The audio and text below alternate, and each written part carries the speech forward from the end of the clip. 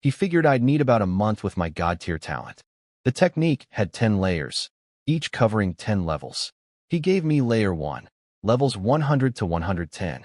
I couldn't touch Layer 2 until I actually reached 110, or my body would explode from the divine power.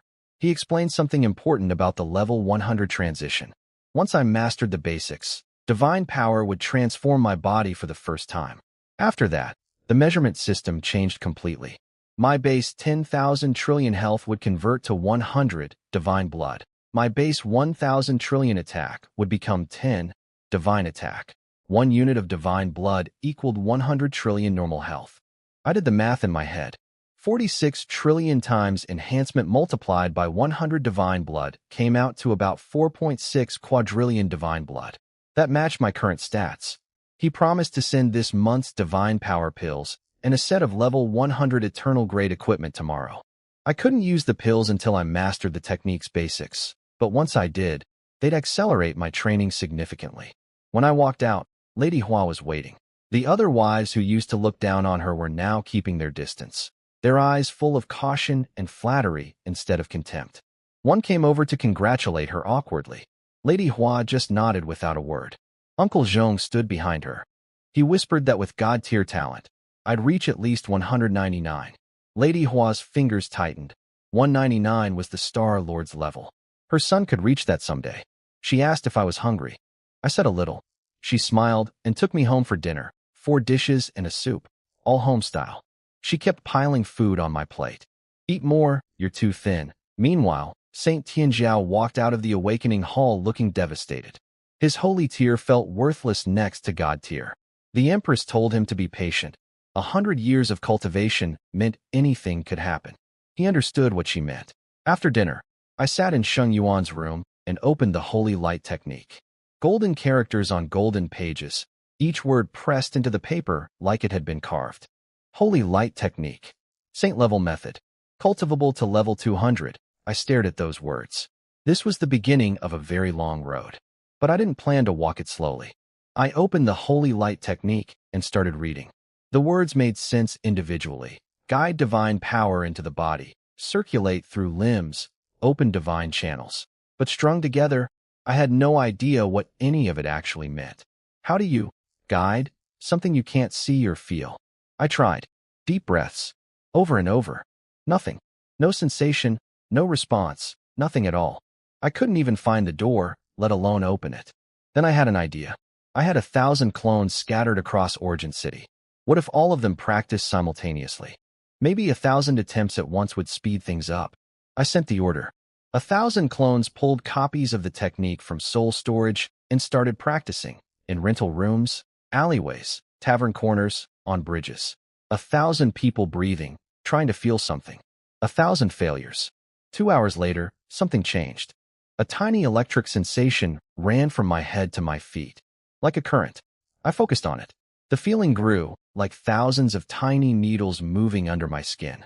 From fingers to arms to chest, down to legs, and back up again. Circling.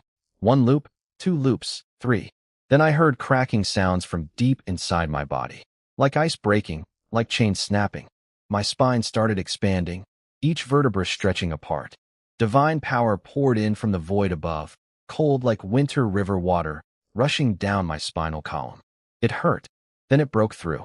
The power blasted from my skull to my tailbone like lightning. It wasn't pain anymore. It was relief, like a joint that had been locked for years suddenly popping free. I checked my panel. Status, Holy Light technique, mastered basics. Divine power, 0/1000. Health, 46 million billion divine blood. Attack, 10 divine attack. My body had been transformed by divine power, the first divine blessing. All my stats had converted to the new system, and I'd mastered the basics in 2 hours, not 1 month, not 3 months. 2 hours. 1,000 clones practicing together had compressed months into nothing. Now I could actually cultivate. But the divine power pills wouldn't arrive until tomorrow. All I could do tonight was absorb the trace amounts of divine power floating in the air. I tried. 1 breath, 1 cycle of the technique. Divine power, 0.000001. Pathetically slow, like trying to fill a swimming pool with an eyedropper. But with 1,000 clones doing it simultaneously, every breath gave me 0.001 instead. I had all 1,000 clones cultivate through the night, 10 straight hours. By morning, I checked my panel. Divine Power, 1/1000. 10 hours. 1,000 clones. 1 point out of 1,000 needed to reach level 101. At this rate, absorbing from the air alone would take 500 days per level. Way too slow. Everything depended on those divine power pills arriving today. The next morning, Uncle Zhong brought a tray with a spatial ring. Inside, 300 divine power pills and a full set of level 100 eternal grade equipment. The equipment was impressive. Armor adding 1,000 divine blood, a ring adding 500 divine blood and 50 divine attack, and a sword adding 100 divine attack. After putting everything on, my health jumped to 73.6 quadrillion divine blood, and my attack to 160 divine attack. About 15 times stronger than before. Then I checked the pills. Each divine power pill gave 10 points. I needed 1,000 points per level. At God tier talent, one pill took 6 hours to absorb. Normally, I could do maybe 3 pills a day, 30 points. That meant 33 days per level. Roughly matching the Emperor's estimate of 100 years to reach 199. But I wasn't normal. I had clones. I put all 300 pills into soul storage. Then I gave the order. 299 of my less busy clones each took 1 pill from the shared storage. I took one myself. 300 people absorbing simultaneously. The pill hit my stomach like liquid fire. Concentrated divine power. Nothing like the wispy traces in the air.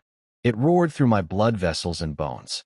2 hours later, level 101. Another divine blessing transformed my body. 4 hours, level 102. 6 hours, level 103.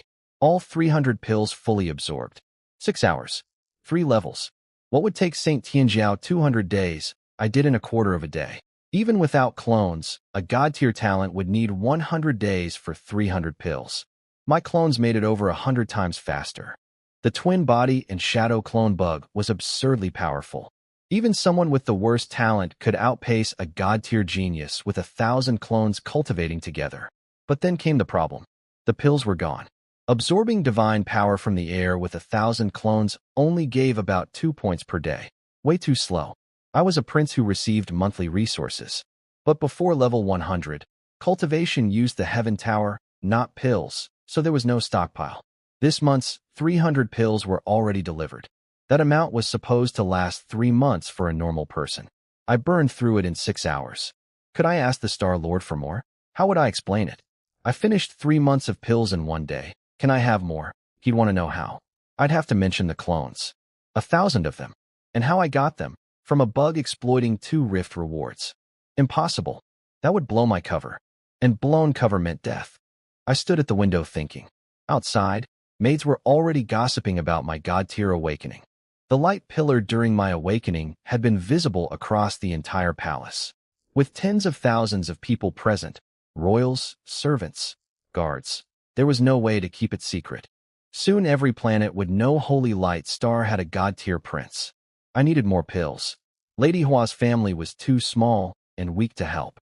Waiting a month for the next allocation was too slow. I needed another way. A maid brought me 50 divine power pills from Lady Hua. She'd been saving them for years, putting aside most of her own monthly resources, never using them herself. As long as her son got stronger, she was satisfied. 50 pills wasn't enough to level up. I needed to find my own supply. Being a prince was too visible for earning pills on the side.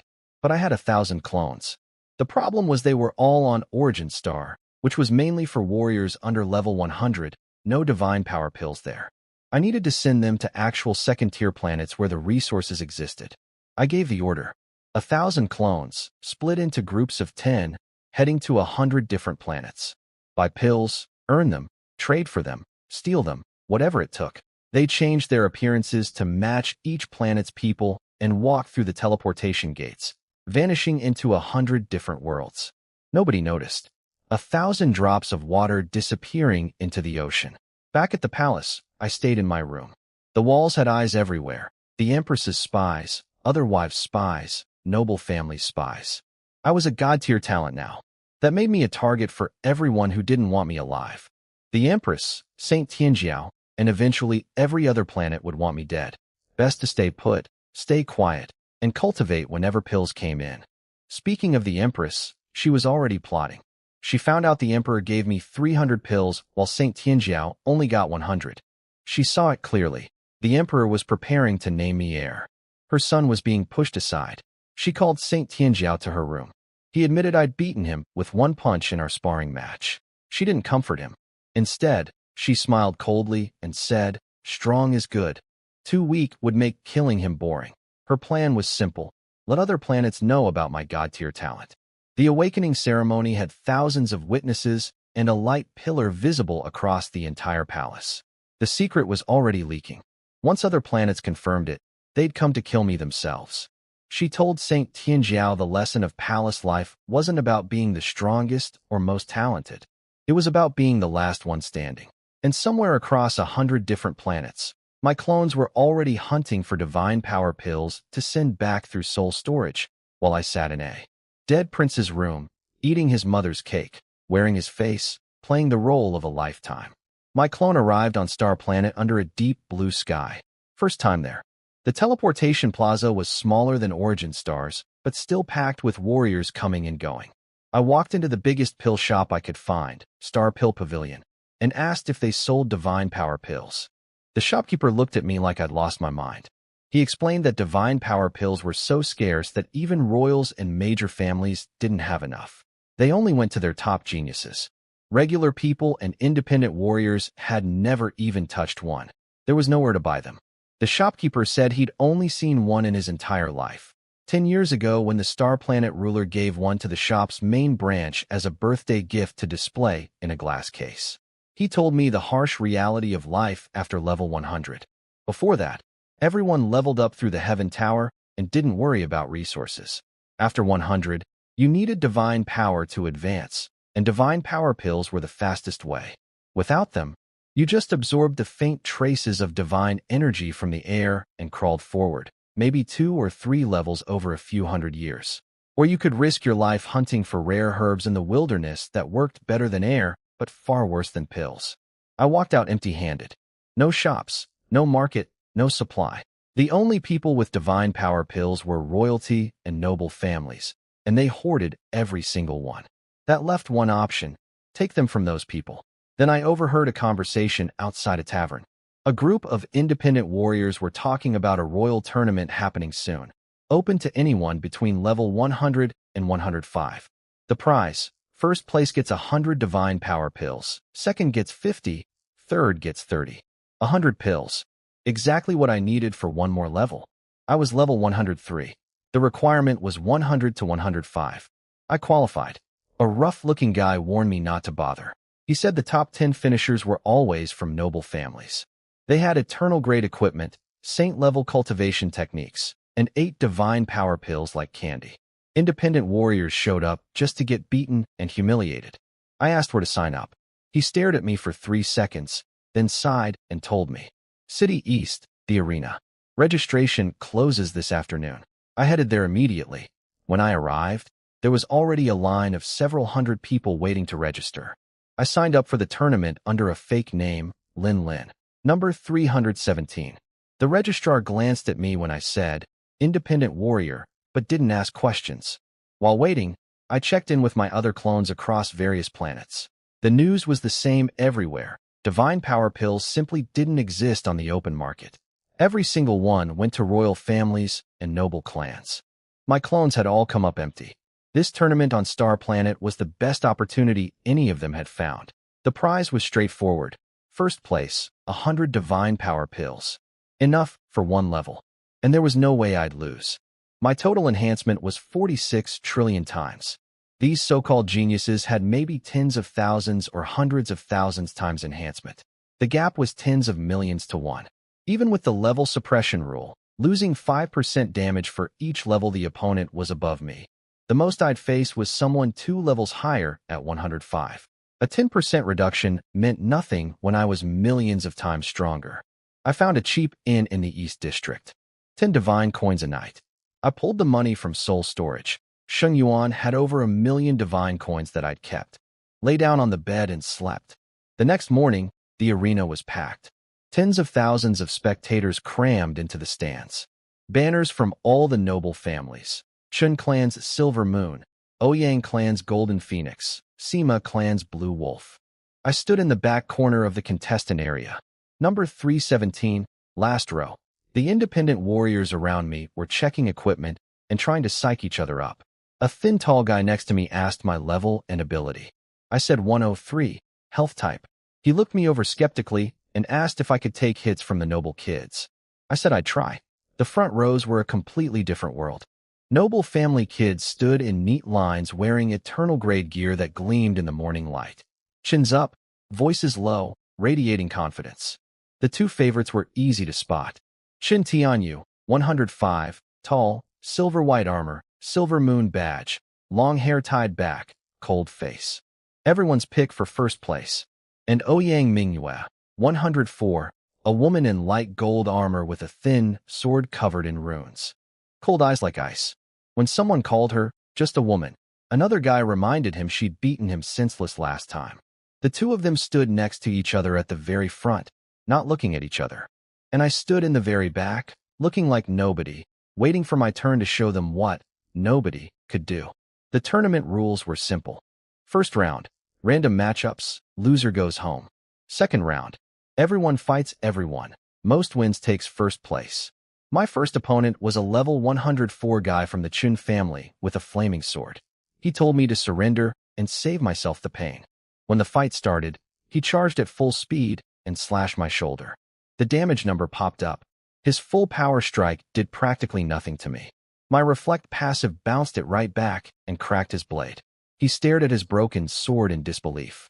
I punched him once. He flew across the arena, hit the barrier, and couldn't get back up. Winner, number 317. The crowd went quiet. Second round started. 157 fights. Every single one went the same way. One punch. Didn't matter who it was. Chin family, Ouyang family, Sima family. Didn't matter what level. 103, 104, 105. Didn't matter what equipment they wore or what abilities they used. One punch. They fly. They stay down. I walk off the stage. 10 fights. 20. 50. 100. 120. All the same. The arena went completely silent. Tens of thousands of people staring at me like statues. Nobody could understand what they were seeing. A level 103 independent warrior with no background, no family, no special equipment, dropping everyone in a single hit. Shin Tianyu watched from the sidelines, his fists getting tighter with each fight. His people wondered if I was using some kind of forbidden technique. Ouyang Manhwa watched too. She said she couldn't figure me out. No energy fluctuation, no skill effects, just a pure physical punch that somehow smashed through eternal grade armor. My last fight, number 157, against Chin Tianyu himself. The whole arena held its breath. He walked up in his silver armor, cold-faced, determined. He said he didn't know where I came from or why I was so strong, but he wouldn't lose to me. He raised his hand and unleashed a blinding white light that swallowed the entire arena. When the light cleared, he was kneeling on the ground, chest dented in, blood at his mouth. I stood over him. You lost. Dead silence. Tens of thousands of people, frozen. The referee's voice was shaking when he announced the result. Winner, number 317. 157 fights. 157 wins. 157 single punches. First place. 100 divine power pills were mine. I won every single fight. 157 matches, 157 wins. Every one ended the same way, one punch. After I beat Chin Tianyu, he asked who I really was. I said, independent warrior, and walked away. He stood there shaking with frustration. My last fight was against Ouyang Manhwa. She was different from the others. She'd watched all my fights and knew she couldn't win, but she said she'd rather fight and lose than never try. She didn't want to look back and say she lacked the courage. She charged at me with everything she had. Her sword strike was even faster than Chin Tianyu's. It hit my chest, bounced right off, didn't even make me flinch. I didn't punch her. I just lightly tapped her shoulder, gentle enough that it wouldn't hurt a cat. She froze. She knew what it meant. I could have destroyed her, but chose not to.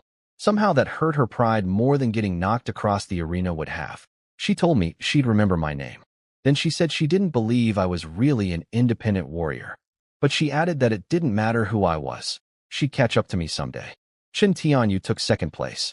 He realized I'd never used a weapon in any of my 157 fights. Just bare fists. He left quietly, saying he'd go train. Today he truly learned there was always someone stronger.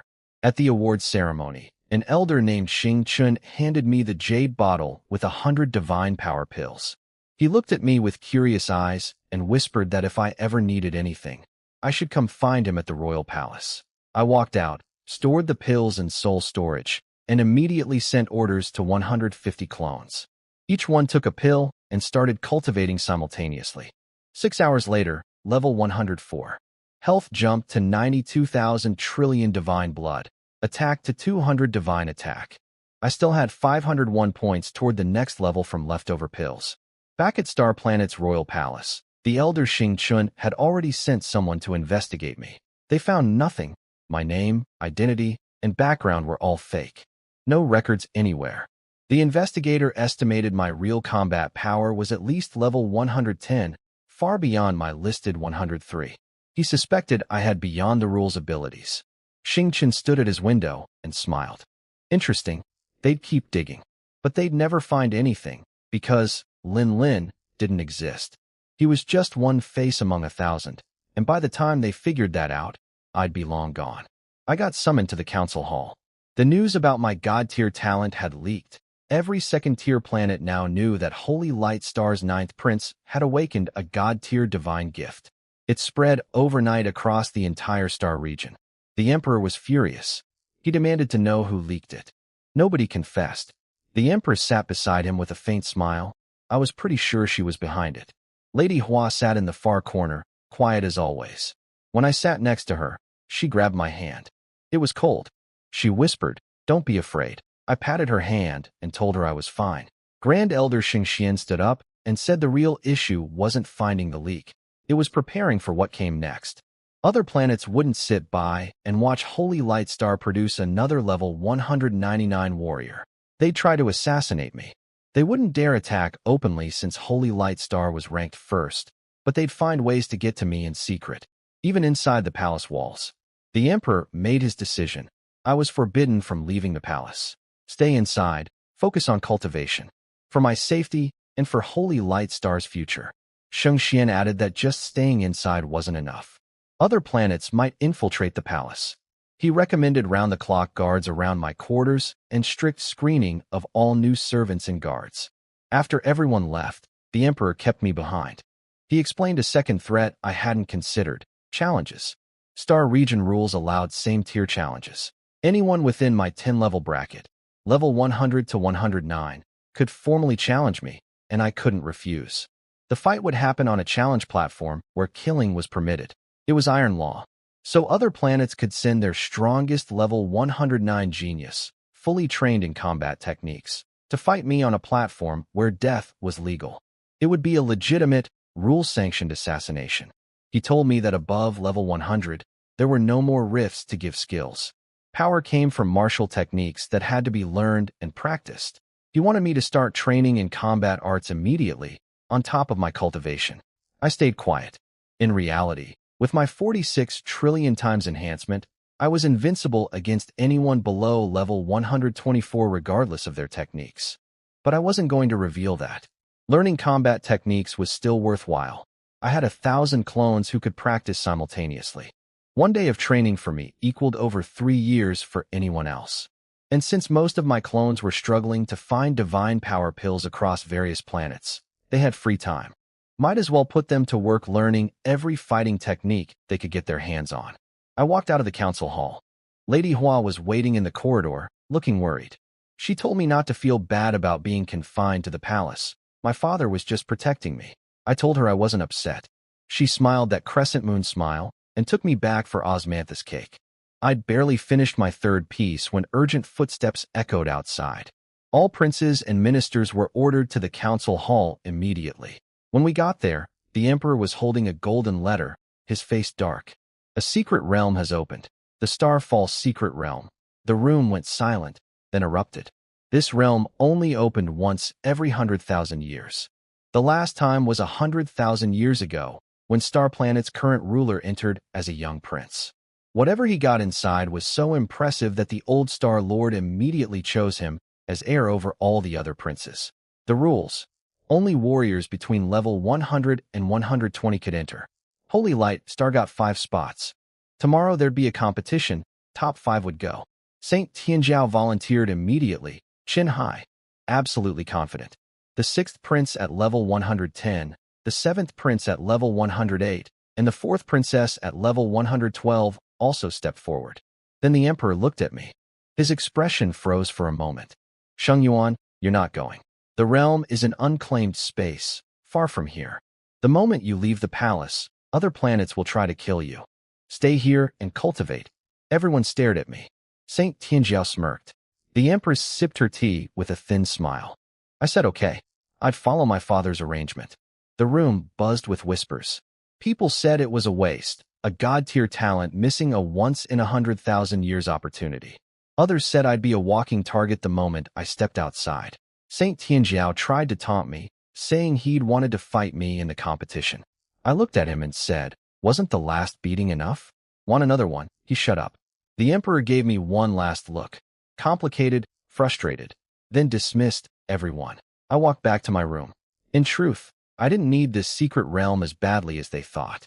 I had 1,000 clones across 100 planets, all working to gather resources and learn techniques. My cultivation speed was already hundreds of times faster than anyone imagined. But still, a realm that opens once every 100,000 years, with rewards good enough to make someone an heir on the spot. That was hard to just let go. I'd have to find another way in. As I walked out of the council hall, each prince and princess passed by with their own reaction. Saint Tianjiao mocked me at the door, calling me a rat hiding in the palace. I just looked at him. That calm stare made him flinch. He remembered our sparring match. The empress pulled him away before he said more. The 6th prince, Sheng Tianming, stopped beside me. Huge guy, scar running from his eye to his jaw. He was actually decent about it, said the secret realm was dangerous anyway, and promised to bring me back something. His mother was just a regular consort like Lady Hua, so we had no bad blood. The 7th prince, Sheng Tianxing, was the fox-faced one. Thin, sly smile. He told me it was normal for my father to keep his treasures safe, then said, take care, and walked away like a cat. The 4th princess, Sheng Tianxin, didn't say a word, just stared at me for 3 seconds with those ice-cold eyes, identical to her mother the empress's, then walked past. The air got colder where she'd stood. Uncle Zhong listed everyone's levels for me. The eldest prince at 118, the 2nd at 115, the 3rd at 116, the 5th at 119, the 6th at 110, the 7th at 108, the 8th, Saint Tianjiao, at 100, and the 4th princess at 112. He said anyone below 110 had almost no chance. Each level difference meant 5% damage reduction from the rules. Saint Tianjiao at 100 against someone at 119 would have his damage cut by 95%. He'd entered, but he'd lose. Back at Lady Hua's palace, dinner was the usual, home-style dishes, nothing fancy, but made with love. She kept piling food in my bowl. Fish belly meat, soft ribs, everything. Then she started reminiscing. How Sheng Yuan used to love the tender meat from the fish belly as a child. How she'd always save that piece for him and eat the head and tail herself. She described little Sheng Yuan running around the courtyard with a tiny ponytail, looking like a monkey. She was smiling, but then the smile faded.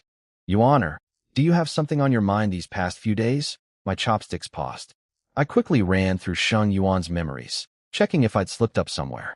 I couldn't find any obvious mistake. She looked at me with those bright eyes, not examining me, not judging, but really seeing. Looking through the surface. Since your awakening, you've been different. You were always quiet, but not this. Heavy. I put down my chopsticks and looked at her. She hadn't found anything concrete, just a mother's instinct. You're overthinking, mother. She stared at me for several seconds, then smiled. Maybe I am. She picked up her chopsticks and put another rib in my bowl. Eat. It's getting cold. I ate, pretending to be calm. Uncle Zhong stood at the door like a stone statue the entire time. He'd heard everything, and I caught the subtle twitch of his eyebrow. He'd served Holy Light Star's royal family for 2,000 years. He'd guarded countless princes. He could tell real from fake, truth from lies, with a single glance. He'd noticed the change too. I wasn't just growing up. I was a different person entirely. But he said nothing, because saying it would mean death for him and for the questions it would raise. He kept his head down and stayed a statue. I finished dinner and went back to my room, my mind racing. Lady Hua's instincts were sharp. Uncle Zhong was sharper. I needed to be more careful. One slip, and this whole disguise would collapse. I lay in bed staring at the ceiling crack, thinking about Lady Hua. She'd noticed something was off about me. Not through logic or observation, through a mother's instinct. My disguise fooled the emperor himself, but it couldn't fool a woman who'd spent 22 years knowing every tiny detail about her son. She wasn't suspicious exactly, just sensing that something felt different. Like looking at a familiar painting and knowing one brushstroke was wrong, even if you can't point to which one. I couldn't leave her side without raising questions, and with the emperor forbidding me from leaving the palace, I was stuck. Sooner or later, she'd figure it out. I pushed that worry aside and checked in with my 1,000 clones across hundreds of planets. The reports were almost all the same. Divine power pills were impossible to get. Every planet's royalty and noble families hoarded them completely. Regular people couldn't buy, earn, or even see one. A few clones had found small opportunities. 119 pills at a gladiator arena on Sin Abyss Star over 3 days, but couldn't keep fighting without exposing his strength. Others found occasional tournaments, but nothing sustainable. I shifted focus. The Starfall Secret Realm was the priority now. Its rewards were extraordinary. The last person who entered became Star Planet's heir. I needed to get in. Holy Light Star had 5 spots. Top 10 planets got 3 each, and planets ranked 11 through 100 got just 1 each. I ordered all 1,000 clones to start investigating who got each planet's spots. But clones posing as nobodies couldn't access that kind of information easily. They'd only been on their respective planets for 3 days. So I used my prince identity instead and asked Uncle Zhong to compile the full list of every planet's participants. He came back half a day later with dozens of pages. Every name, level, abilities, and equipment, all laid out. Every single participant from the top 100 planets was level 110 or above, all wearing eternal grade gear, all with double SSS abilities. Nobody below 110. The level suppression rules made lower-level fighters useless. Each level gap meant 5% less damage. 20 levels higher meant 0 damage. I stored the papers in soul storage and sent the complete list to all 1,000 clones with new orders. Each clone was assigned a target from the list. Watch them, learn their movements, find an opportunity to kill them, read their memories with eyes of rebirth, and take their place. For days to get it done. At least one clone had to secure a spot in the secret realm, even if other clones died trying. 1,000 clones across 100 planets started moving. 2 per target watching their residences, the rest buying intelligence from information brokers. The hunt was on. On Celestial Abyss Star, ranked 98th, one of my clones sat in a rundown tavern in the north side of the city. He was going by the name Lin Mo, posing as a level 104 independent warrior. He was meeting an informant, a small, thin man in a straw hat who went by the name Rat. The guy sold intelligence for a living and had been doing it for over a decade. My clone paid him 10 divine coins. In return, Rat gave him exactly what he needed. The target was Qi Yunxiao, level 118, Crown Prince of Celestial Abyss Star. He was one of the names on the Secret Realm list, the planet's pick for the Starfall Secret Realm. The key detail: his mother died 10 years ago and was buried at a cemetery on a hillside 30 miles north of the city. Every year on this day, the prince walked there alone on foot to pay his respects. It was a ritual. No carriage, no flying craft, just walking. Some kind of personal penance or grief. He had 4 level 150 guards escorting him along the road, with hidden sentries along the route. But at the cemetery itself, the guards stayed outside the entrance. The prince went in alone. That was the rule. His mother hadn't liked crowds, so he honored that even in death. The cemetery was small, about 200 meters across. A stone monument, a stone altar, a ring of cypress trees. One path in, one path out. Guards outside, nobody inside. My clone studied the hand-drawn map the informant provided. For level 150 guards, impossible to fight. But he didn't need to fight them. He just needed to get inside the cemetery before or while the prince was there alone. No guards inside. That was the window. Qi Yunxiao was level 118 with double SSS abilities, attack and defense enhancement, wearing level 119 eternal grade gear. Under normal circumstances, killing him quietly and taking his place would be impossible with that kind of security. But tomorrow morning, for a brief time, he'd be completely alone in a cemetery surrounded by trees, with his guards waiting outside. That was the only chance, and it was enough. My clone Lin Mo scouted the cemetery the night before. He found the perfect spot, a massive tree right next to the gravestone, branches thick enough to hide in. He climbed up and waited through the night. Back at the palace, Qi Yunxiao was standing at his window, looking at the moon. Tomorrow was the 10th anniversary of his mother's death. She'd asked him when he was 8 years old to always visit her grave alone. She didn't like crowds. He nodded without really understanding. Then she died, and he kept that promise every year since. His guard, Old Zhao, level 170, the closest person to him, someone his mother had brought from her own family, came to review the security plan. For level 150 guards on the road, hidden sentries every 500 meters, 20 level 130 guards around the cemetery perimeter. But inside the cemetery, no guards. That was the rule. His mother's wish. Old Zhao tried to suggest adding protection inside, but Qi Yunxiao cut him off. He'd keep his promise to his mother. Old Zhao backed down, the same way he had every year for 10 years. At dawn, footsteps came down the dirt road. Steady calm. My clone watched through the leaves as Qi Yunxiao walked up. Tall, black clothes, hair tied back, no badge. The weight of a level 118 warrior with double SSS abilities and eternal grade gear. Strong, but not strong enough to beat me. He stopped at the cemetery gate. Old Zhao tried one more time. Qi Yunxiao told him to wait outside. That was the rule. He pushed open the gate and walked in alone. The gate closed behind him. Inside, it was quiet. Wind in the cypress trees, sunlight through the leaves, a white bouquet on the stone altar still wet with dew. He knelt before his mother's gravestone, placed a silver-white hairpin on the altar, and started talking to her. Mother, your son is here. I'm level 118 now. Father says when I reach 120, he'll let me lead troops. He pressed his forehead against the cold stone. Mother, do you think I can do it? No one answered. But someone was listening. My clone, crouched on a branch 3 meters above him, had been waiting all night for this moment. My clone struck the moment Qi Yunxiao knelt before his mother's gravestone with his forehead pressed against the cold stone. He heard the sound, barely a whisper of movement, and his eyes snapped open. He saw a figure in black and realized instantly what was happening. He tried to shout for his guards outside, but it was too late. One punch to the head. His consciousness shattered instantly. He collapsed face down in front of his mother's grave. His eyes looked at the tombstone, first with fear, then with something warm, like he was glad to be near her at the end. 3 seconds later, the light left his eyes. I used the eyes of rebirth to absorb his entire life. 28 years of memories flooding into my mind. His childhood with his mother, his awakenings, his training, his daily habits, everything. The memories of his time with his mother before she died, when he was 8, hit me the hardest. After she passed, he'd barely smiled again. I stored his body in soul storage, then transformed. My face became his, longer, more angular, broader shoulders, slightly taller. I picked up the silver hairpin he'd placed on the altar and walked out of the cemetery.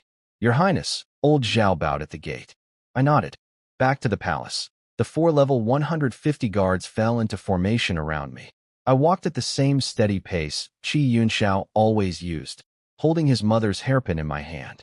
At the palace, servants greeted me and served the simple vegetarian breakfast the real prince had ordered for this day. I sent the maid away and ate alone. Then I checked his spatial ring.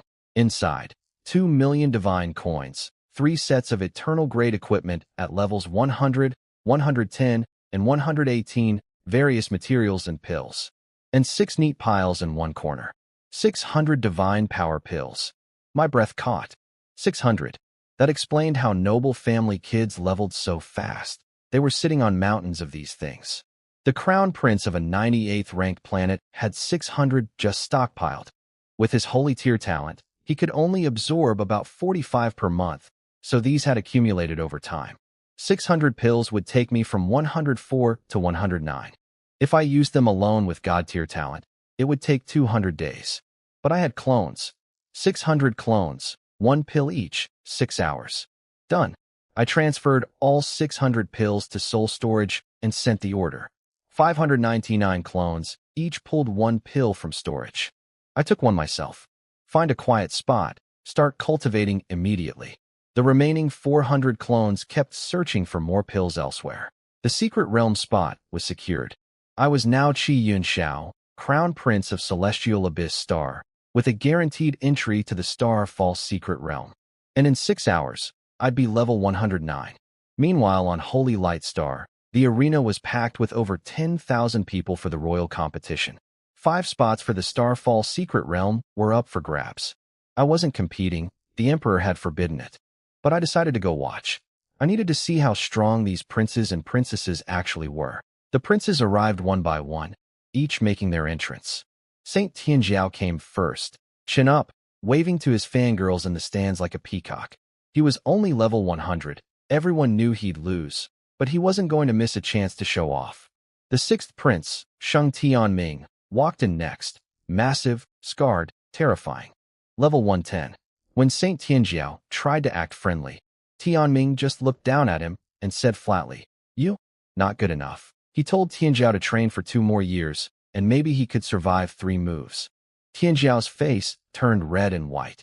The 7th prince, Sheng Tianxing, slipped in silently, thin, fox-faced, level 108. He found a corner and stood there with his eyes closed. Too low level to win, but he came anyway. The 4th princess, Sheng Tianxin, arrived, and the temperature seemed to drop. Level 112, ice-cold beauty. Nobody dared speak loudly near her. The crown prince, Sheng Tiance, came last. Level 118, wearing casual clothes instead of armor, smiling warmly. But that smile was impossible to read. Everyone bowed when he passed, not because of his level, but because he was heir to the throne. Though with my god-tier awakening, everyone was whispering that his position might not last much longer. The 2nd prince at 115, 3rd at 116, and 5th at 119 also arrived. 9 princes present, 1 missing me.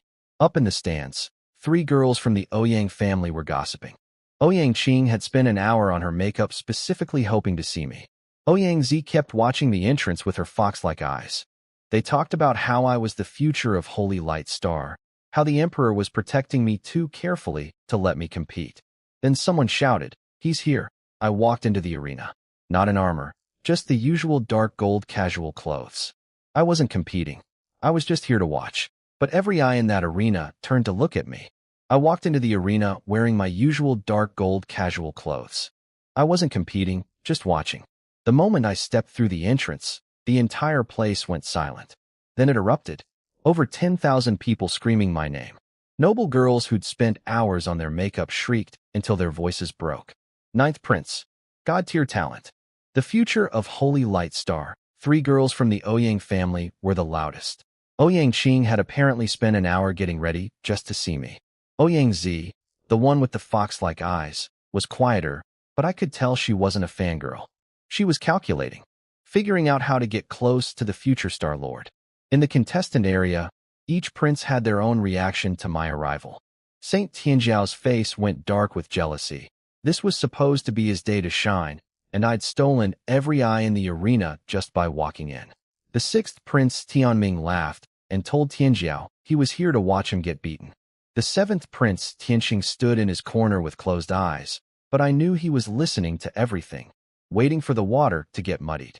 The 4th princess Tianxin stared at me with her mother's ice-cold eyes. I could practically hear her thoughts. She and the empress would fight to keep me from taking the throne. The crown prince, Sheng Tiance, was the most interesting. He smiled warmly, patted my shoulder, told me to train hard. But when he turned away, the smile sank beneath his skin. He'd spent decades as the chosen heir. Now my god-tier talent had made all his work meaningless. His hands, hidden behind his back, were clenched white.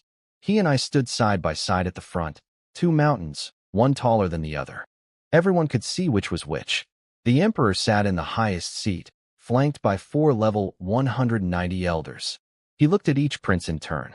His gaze lingered on the crown prince the longest, not with pride, but with the complicated expression of a father who knows he has to take away something he gave.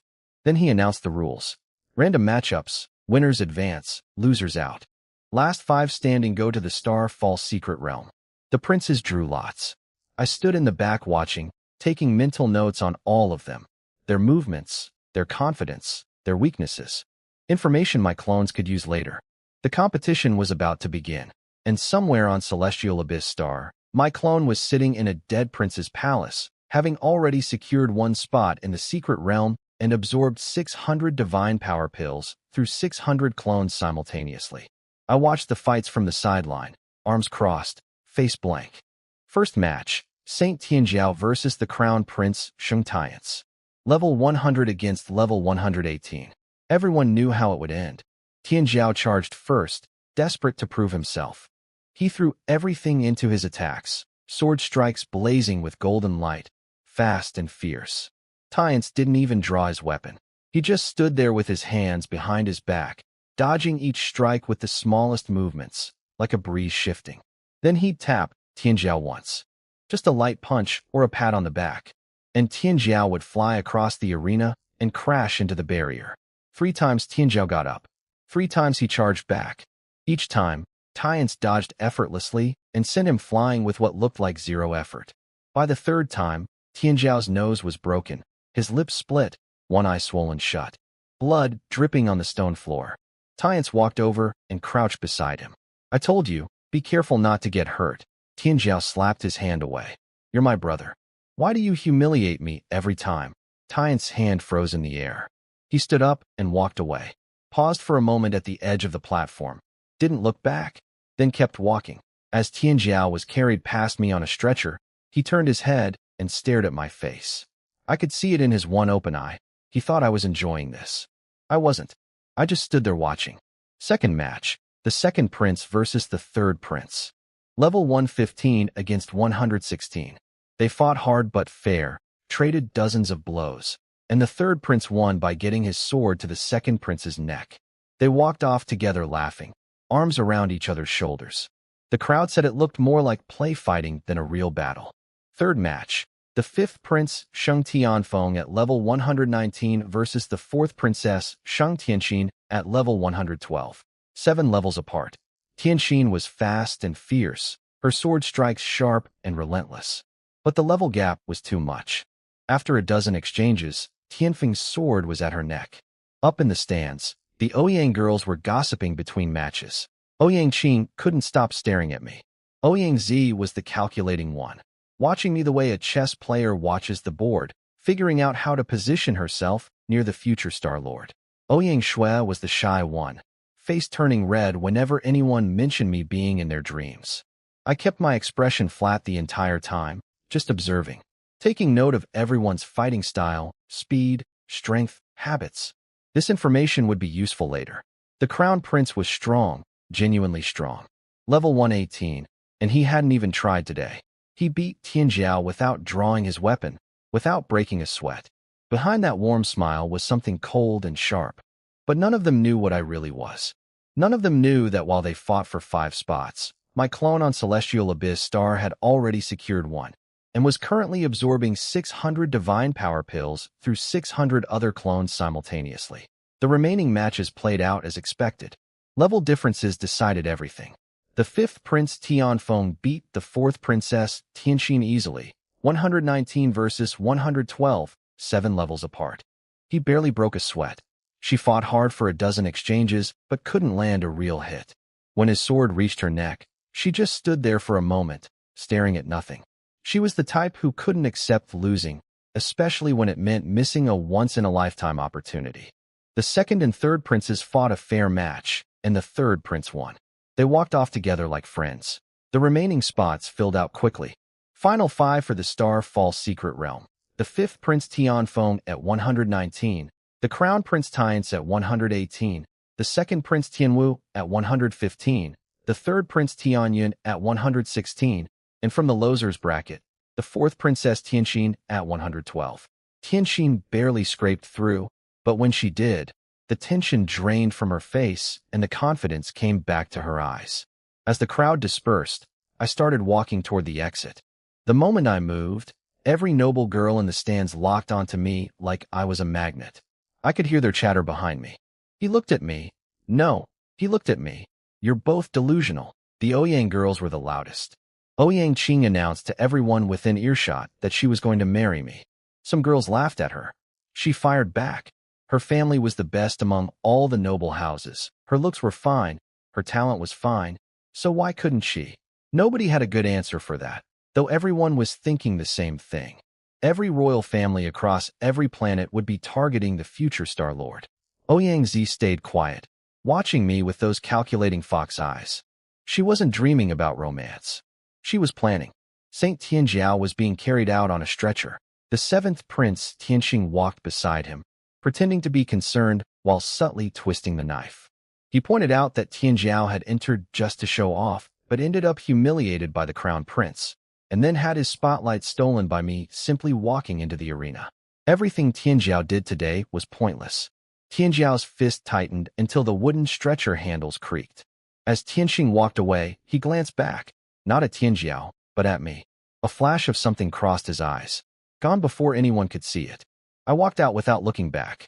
I had what I came for, a complete picture of every prince's fighting ability, personality, and relationships.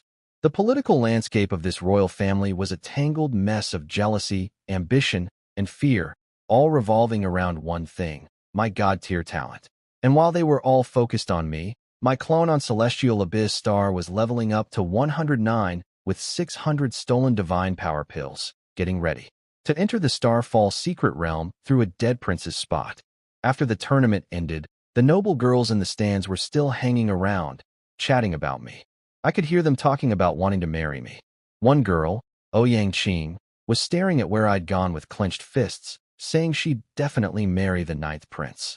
Her cousin Ouyang Zi stayed quiet, but I could tell she was scheming something too. I went to Consort Hua's palace, my mother in this body. She had snacks ready and asked me about the tournament. When I told her eighth brother got beaten badly, she laughed and said he deserved it. Then she got serious. She asked if big brother had talked to me. I told her he said to come to him if I needed anything. She warned me about him, said he looks warm on the outside, but nobody knows what he's really thinking. She told me to just listen and not take his words to heart. I told her I understood. Then I said goodbye and went back to train. 3 days later, before dawn, the palace gates opened. Big brother Tian Feng, the crown prince Tian Su, third brother Tian Wu, fourth brother Tian Yun, and fifth sister Tian Xin all gathered in the square, ready to enter the Starfall secret realm. Eighth brother Tian Jiao was in the crowd seeing them off, his face still swollen from the beating, looking bitter. Father came out with 4 elders at level 190. He told everyone the secret realm opens once every 10,000 years, and staying alive matters more than any reward. He told the crown prince to look after the others and keep the group united. Then he asked why I wasn't there. An elder explained I was at a critical point in my training. Father just nodded and said that was the right choice, shouldn't waste a god-level talent. The 5 of them stepped into the teleportation array and vanished. At the same time, I was on Tianyuan Star, standing in front of a different teleportation array. My real level had already reached 109 3 days ago. My stats were solid. 501 out of 1,000 divine power, blood at 115 billion trillion with equipment, and 250 divine attack. Zhao Bo told me to be careful. I nodded and stepped into the light. I arrived at the Starfall secret realm in the ownerless star region. The sky was dark purple, like a giant bruise. The ground was scorched black. The mountains in the distance were so dark they seemed to swallow light. The air smelled like sulfur, blood, and rotting flowers. Over 100 people were already at the entrance. Groups from Star Chun, Tai Chu, Dark Abyss, Chaos Star, all standing in their own little circles. The crown prince had our siblings gathered in one corner, quietly scanning every opponent. Third brother muttered that there were a lot of people. Fourth brother nodded, over 100 total. My clone Lin Mo stood at the back of the crowd, leaning against the mountain wall with arms crossed. Zhaobo stood beside me like a stone statue. He told me he couldn't follow me inside the secret realm. Then he said something that caught me off guard. He'd been with me for 28 years, since the day I was born. He watched me grow up, awaken my powers, become the crown prince. He said he'd never asked for anything in his life, but he was asking me one thing now: stay safe and come back alive. I looked at his old face for 3 seconds and said okay. He smiled. A white-haired elder appeared at the entrance, wearing a level 200 badge, someone from the Star Region Alliance. He laid out the rules. The realm was restricted to those below level 120. Once inside, life or death didn't matter. Nobody outside would interfere. The realm would stay open for 7 days. After that, it closes, and anyone still alive gets teleported out. The monsters inside start at level 120, and the highest level is unknown. 7 or 8 out of every 10 people who enter don't come back out. He asked if anyone wanted to quit. Nobody moved. He opened the gate. Purple light poured out like a flood. Inside was nothing but purple void, no bottom, no edges, nothing. Star Chen's people went in first. Chun Tianguang, level 119, dual SSS abilities, full eternal grade gear. He walked in without looking back, his 2 brothers behind him. Then Tai Chu Stars group went in. Then Dark Abyss Stars and Yongya, wrapped in black armor like a living shadow. Then Chaos Stars Hun Dunyang, laughing like a maniac, shouting as he charged in. The Crown Prince watched them all go. Third brother asked when we were going in. The Crown Prince said no rush, 7 days is plenty, no need to hurry over a few minutes. Fifth sister stood at the back, gripping her sword so tight her knuckles turned white. She was nervous but didn't show it. Second brother went in first with his usual easy smile. Then the Crown Prince led the rest of them through. I waited at the very back. My planet's ranking was low, so going last was normal. While I waited, I thought about one thing. Inside the realm, everyone is an enemy. Not just monsters. People from other planets would kill each other too, for equipment, pills, resources, and to thin out the competition for the big prize. No rules, no laws, no morals. Just the strong eating the weak. I took a deep breath and stepped into the light. The purple void cleared. The moment my feet hit solid ground, I heard noise everywhere. Over 100 people were packed onto a huge round stone platform, at least 500 meters across, covered in black stone tiles carved with glowing purple runes that pulsed like a heartbeat. Below the platform was a wasteland, black, scorched, stretching as far as I could see. And covering that wasteland were thousands of creatures. My eyes narrowed. They were monsters. Dark-scale demon lizards. Every single one stood over 3 meters tall, covered in black scales, thick limbs, lizard heads full of fangs, and blood-red eyes glowing like ghost fires under the purple sky. Thousands of them. Level 120. 1 billion divine blood. 100 million divine attack. Skills: Tear, Venom Spit, Group Roar. I ran the numbers in my head. With my 115 trillion billion divine blood, even if every single one of them attacked me at once, I'd be fine. But there was no reason to show my strength yet. I still wasn't sure if anyone here would make it out alive and talk. If I revealed my real power, I'd have to kill everyone. If someone got out, they'd figure out the Crown Prince of Tianyuan Star was a fake, and from how I fought, they might even work out that Su Lin wasn't really dead. So for now, I'd stay hidden. A skinny guy near me leaned forward to look down, his face white as paper. He asked how 100 people were supposed to fight thousands of level 120 monsters. Nobody answered. A fat guy crouched on the ground hugging his head, muttering that he didn't want to die. A young man in gold armor kicked him and told him to stop being a coward. The fat guy looked up with red eyes and said being embarrassed beats being dead. I stood at the back, arms crossed, saying nothing. Just watching. Watching the platform, the wasteland, the monsters, and every person around me. Across the platform, the Crown Prince stood in his dark gold robe, hands behind his back, still wearing that gentle smile.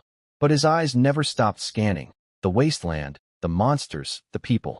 Third brother came over and whispered that these monsters wouldn't be easy. The Crown Prince just said yeah. Over 100 people were packed on that stone platform like dumplings in a boiling pot. Some were squatting, some standing, some peeking over the edge and pulling their heads right back. A guy in gray armor swallowed hard and said we'd each need to kill dozens of those things. Someone asked what level he was. He said 112. The other guy told him at 112 fighting level 120 monsters, his damage drops by 40%. he'd barely scratch them, but they'd kill him in one bite. The gray armor guy shut up after that. The fat guy from before was crouching at the edge again, hugging his head, counting down the 7 days until the realm closes. I watched the leaders from each planet sizing up the situation. Chun Tianguang from Star Chun stood at the center with his arms crossed, frowning at the monsters below. His brother Chin Tianyu pointed out that the lizards weren't standing randomly. They were lined up in rows like an army, the biggest ones in front. He said something was controlling them.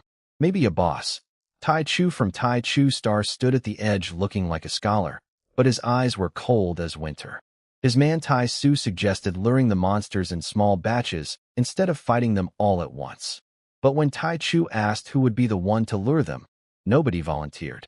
The person doing the luring would almost certainly die. And Yongye from Dark Abyss Star hid in his shadow, watching everyone. His brother whispered that nobody was moving. Everyone was waiting for someone else to go first. And Yongye laughed coldly and said, "Fine. Let's see who loses patience first." Hun Dunyang from Chaos Star was squatting on the ground, drawing circles with a rock, completely calm. His guy asked if he wasn't worried. He said getting anxious wouldn't help. Someone would step up eventually. The Crown Prince stood on the north side of the platform, still wearing that gentle smile, but his eyes were calculating everything. Everyone's strength, the number of monsters, how to survive this. Third brother asked if we should make the first move. The Crown Prince said no. He pointed out that Chun Tianguang, Tai Chu, and Yongye were all standing still in different directions, all waiting. Whoever moves first loses. So we wait until someone cracks. Then fourth brother spoke up. He said there was someone who seemed off, pointed toward the back corner of the platform. That was me. My clone Lin Mo, leaning against the wall with arms crossed, eyes closed, completely relaxed. Everyone around me was shaking, pacing, muttering to themselves. But I wasn't moving. My breathing was steady, my heartbeat normal. The Crown Prince stared at me for 3 seconds and said my name. Qi Yunxiao, Crown Prince of Tianyuan Star, level 118, dual SSS abilities. He called me a real player. Fourth brother's eyes narrowed. Panic kept spreading. A guy in gray armor jumped up screaming that he wanted out. Someone grabbed him and told him the wasteland below was suicide. He broke free, crouched down, and started crying. The fat guy started his countdown chant again until a young man in gold armor kicked him and threatened to throw him off the platform. That gold armor guy was Jin Buhuan, level 115. He was tall and strong, looked like a brute, but his eyes were sharp. He told everyone to calm down. Panicking only gets you killed faster. Then he turned to the Crown Prince and asked him to say something. The Crown Prince finally spoke. He said these monsters are level 120, there are thousands of them, and we're just over 100 people with a max level of 119. Fighting alone means certain death, but if we work together, there's a chance. He laid out the plan. Lure the monsters in batches, kill them group by group. Don't let them all charge at once. Jin Buhuan nodded right away. Others started agreeing too. Then Yongye's cold voice came from the shadows. Who's going to do the luring? The platform went dead silent. Everyone knew the person who lures the monsters is in the most danger. One mistake and you're dead. Nobody said a word. The Crown Prince looked around, his eyes pausing on Jin Buhuan, then on a few other royal groups. Nobody would meet his gaze. The Crown Prince's eyes swept across everyone. Nobody spoke. The top 10 planets had their people grouped together. Everyone else, planets ranked 11 to 100, was alone. One planet, one person. And Yongye's voice drifted out of his shadow, cold as a knife, asking if nobody was willing to go. Jin Buhuan shouted at everyone, asking if we were just going to sit here and die. A guy in blue armor crouched on the ground saying he wouldn't go because it meant death. Jin Buhuan told him staying here was death too. The guy said at least he'd live a little longer. Jin Buhuan tried to get Chun Tianguang to speak up since he was the Star Chun leader at level 119. Chun Tianguang just looked at him like he was an annoying fly and asked what he was supposed to say. Jin Buhuan's face turned red. Then Tai Chu spoke up. He said if nobody goes to lure the monsters, we all die here. The monsters aren't coming now, but that doesn't mean they won't. Once they charge, everyone dies. He looked at Chun Tianguang and Yongye and the Crown Prince and said none of them wanted to go either. The standoff kept getting heavier. Third brother offered to go lure the monsters himself. The Crown Prince told him to shut up. Chen Tianyu whispered to Chen Tianguang that if this kept up, the group would fall apart before the monsters even attacked. Chen Tianguang knew it, but he couldn't go himself. He was Star Chen royalty, level 119, dual SSS abilities, the future of his planet. He couldn't take that risk, and nobody else wanted to either. Then the Crown Prince spoke. He said one word, draw lots. Everyone looked at him. His gentle smile was gone, replaced by something cold. He said it again, draw lots. Whoever gets picked, goes. Jin Buhuan agreed right away, said it was fair. The other leaders were thinking it over. There was a chance they'd get picked themselves, but also a chance they wouldn't. The Crown Prince was about to start when Tai Chu interrupted. He said drawing lots was fine, but people from the top 10 planets don't participate. The platform went dead silent. Jin Buhuan's face turned red. He asked why. Tai Chu looked at him with those cold eyes and said because we're top-tier planets, and because one word from any of us after we leave could destroy your entire world. Nobody moved. Nobody breathed. Jin Buhuan looked at Chen Tianguang for help. Nothing. He looked at Nyongya. Couldn't even see his face in the shadows. He looked at the Crown Prince. Stone-faced. Jin Buhuan's fists went white. He wanted to say something, but in the end he just lowered his head and said okay. One word, barely squeezed out. Tai Chu turned to the rest of the weaker planet people and asked if anyone objected. Some had their heads down, some were clenching their teeth, some had red eyes. But nobody spoke. What could they say? Say no, and their whole planet gets wiped out after this is over. Tai Chu waited 5 seconds. Nobody objected. He said it settled, turned around, and went back to staring at the wasteland like nothing happened. The Crown Prince watched it all without a word. He already knew this would happen. The top planets never let their own people take risks. The ones who get sacrificed are always the ones at the bottom. Someone brought a stone jar to the center of the platform, filled with stones carved with numbers.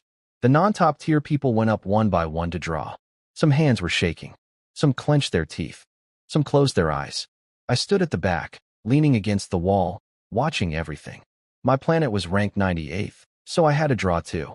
I stared at that jar, thinking, these people they're sending to lure monsters. How many could they actually pull? A few? A few dozen? Then what? Some die. Send the next batch. More die. Numbers 1 through 10 go first to lure, and the rest wait their turn as replacements. The drawing started. Someone held up a stone jar like it was a bomb.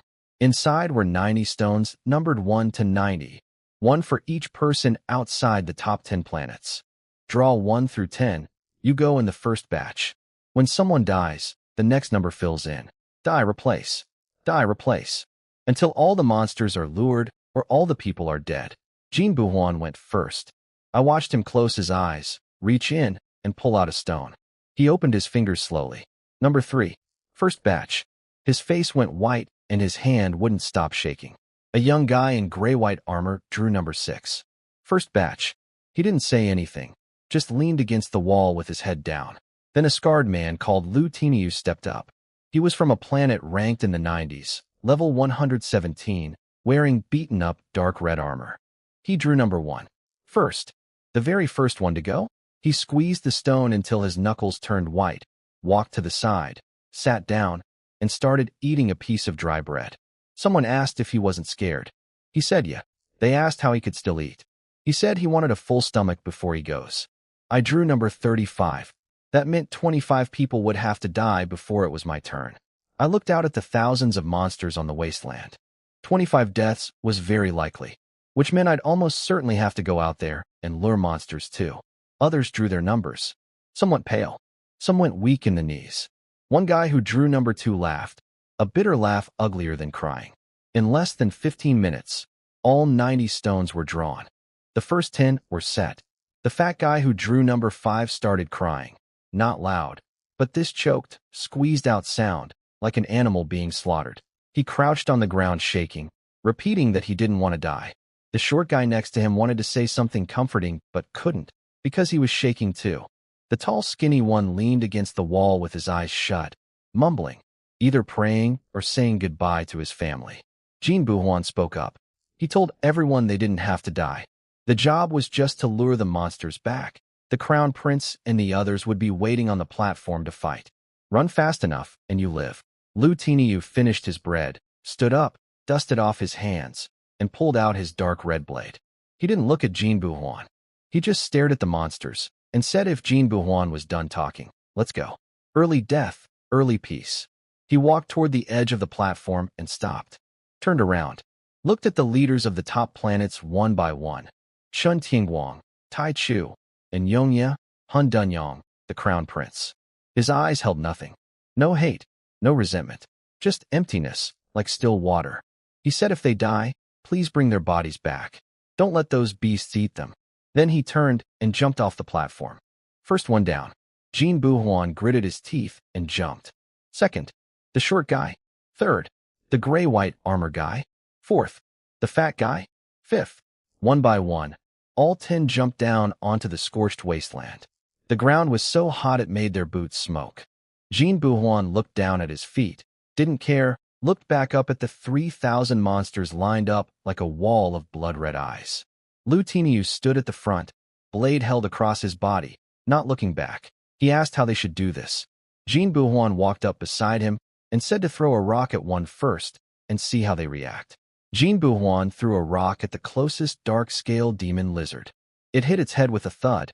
The thing froze, turned its blood-red eyes toward him, and let out a screech like nails on glass. Then a whole row moved. Not one or two. Over a dozen charged at once, running on all fours, black scales gleaming, fangs dripping slime. Lu Tiniu shouted to run and took off first. Jin Buhuan was right behind him, heart pounding.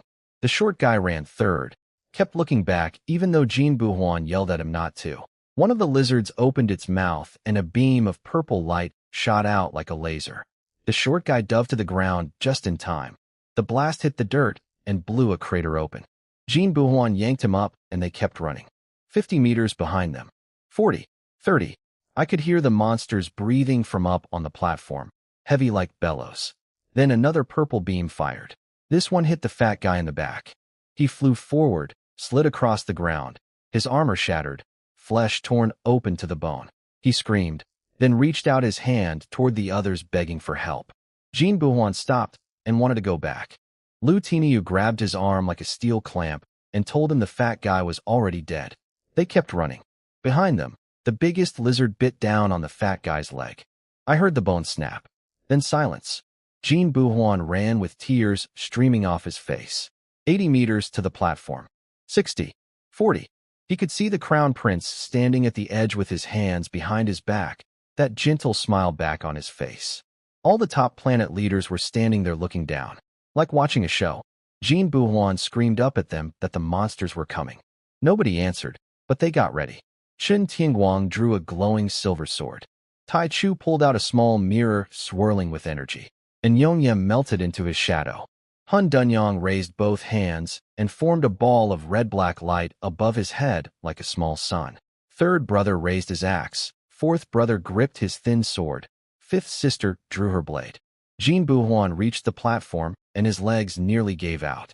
He reached up and third brother grabbed his wrist and lifted him up like a chicken. Lu Tiniu jumped up on his own, 3 meters straight up, landed clean. The gray-white armor guy lost his shoes running and climbed up with bloody feet. The short guy made it with a broken arm, white bone poking through his skin, blood dripping on the stone tiles. He didn't scream, just crouched there shaking. 2 didn't make it. The fat guy was already gone, and a young man in gray armor, barely past 20, still had fuzz on his lip. He was crying, reaching toward the platform, begging someone to save him. A purple blast hit him in the back, and he flew through the air like a broken kite. He didn't move after he landed. The dozen lizards reached the base of the platform. Chun Tingguang told everyone to attack. Over 100 people against a dozen monsters, 8 or 9 per lizard. Make it fast. His silver sword flashed, and the lead lizard's head flew clean off, black blood spraying 3 meters high. Third brother jumped down and smashed one skull with his axe. Fourth brother stabbed one through the eye, his blade coming out the back of its head. Fifth sister cut one's front legs off, then drove her sword through its throat. Everyone who hadn't gone to lure jumped down and swarmed the monsters. All dozen were dead in under 5 minutes. The platform went quiet.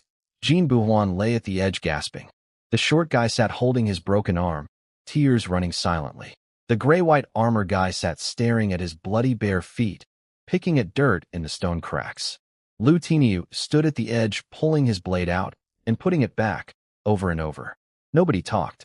The Crown Prince walked back to the center, glanced at the survivors, and said 3 words. Good luring work. Light as air. Jin Buhuan looked up at him. The Crown Prince didn't look back. He turned to the others and said 2 people died. So numbers 11 and 12 need to step forward and join the luring group for the next round. The platform went silent. Numbers 11 and 12 stepped forward after about 10 seconds. A skinny guy in a gray robe and a big man in green armor, both shaking, faces drained of color. Jin Buhuan sat there with his head in his hands, thinking about his family. He was number 3. No way out. I leaned against the wall at the back, watching everything. No expression on my face. I was calculating. Number 35. 25 people had to die before my turn. At the rate of 2 deaths per round, that would come fast. I looked at the wasteland. Over 3,000 monsters, just over 100 of us. Even if 25 people die luring, how many monsters would that clear? 300? 500? Not nearly enough. But I didn't move. It wasn't time yet. Over on the east side, Chen Tianyu asked his brother if they should help with the luring since people were dying too fast. Chen Tianguang just gave him a look that shut him up. On the south side, Tai Su asked Tai Chu what happens when all the lures die. Tai Chu said they won't all die. The stronger ones will survive and keep luring. Cold as ice. Third brother asked the Crown Prince if they were really just going to watch these people die.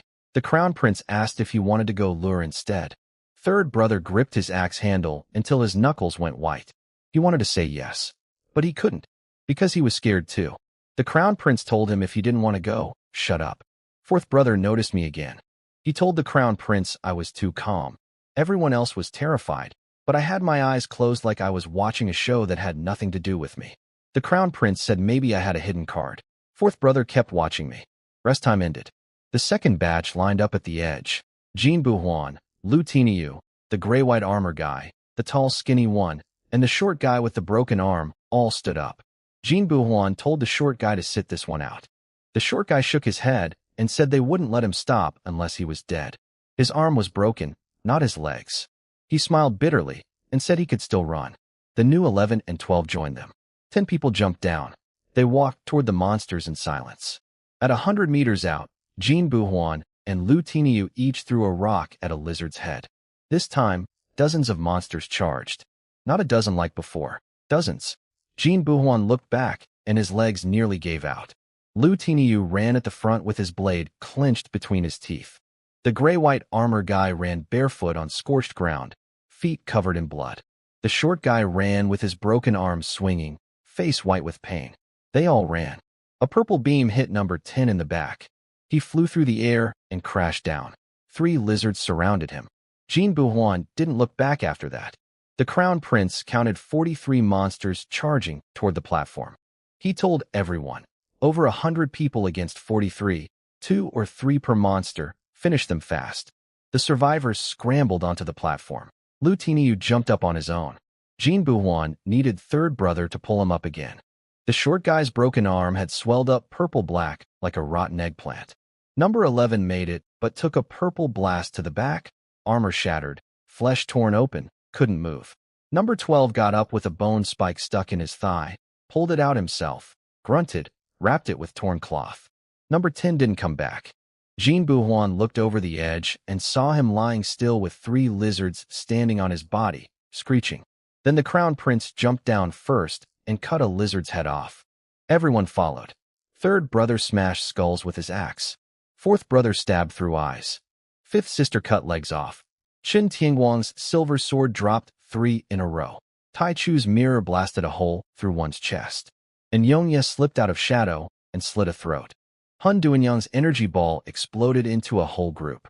Over 100 people swarmed 43 monsters. 15 minutes, all dead. Quiet again. One more person gone.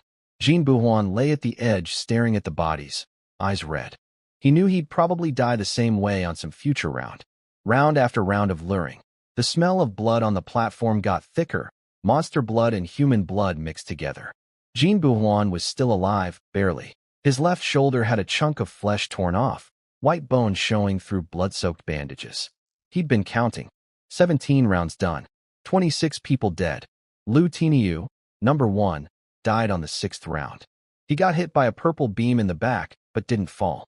He turned around, took the blade out of his mouth, and yelled at everyone to run.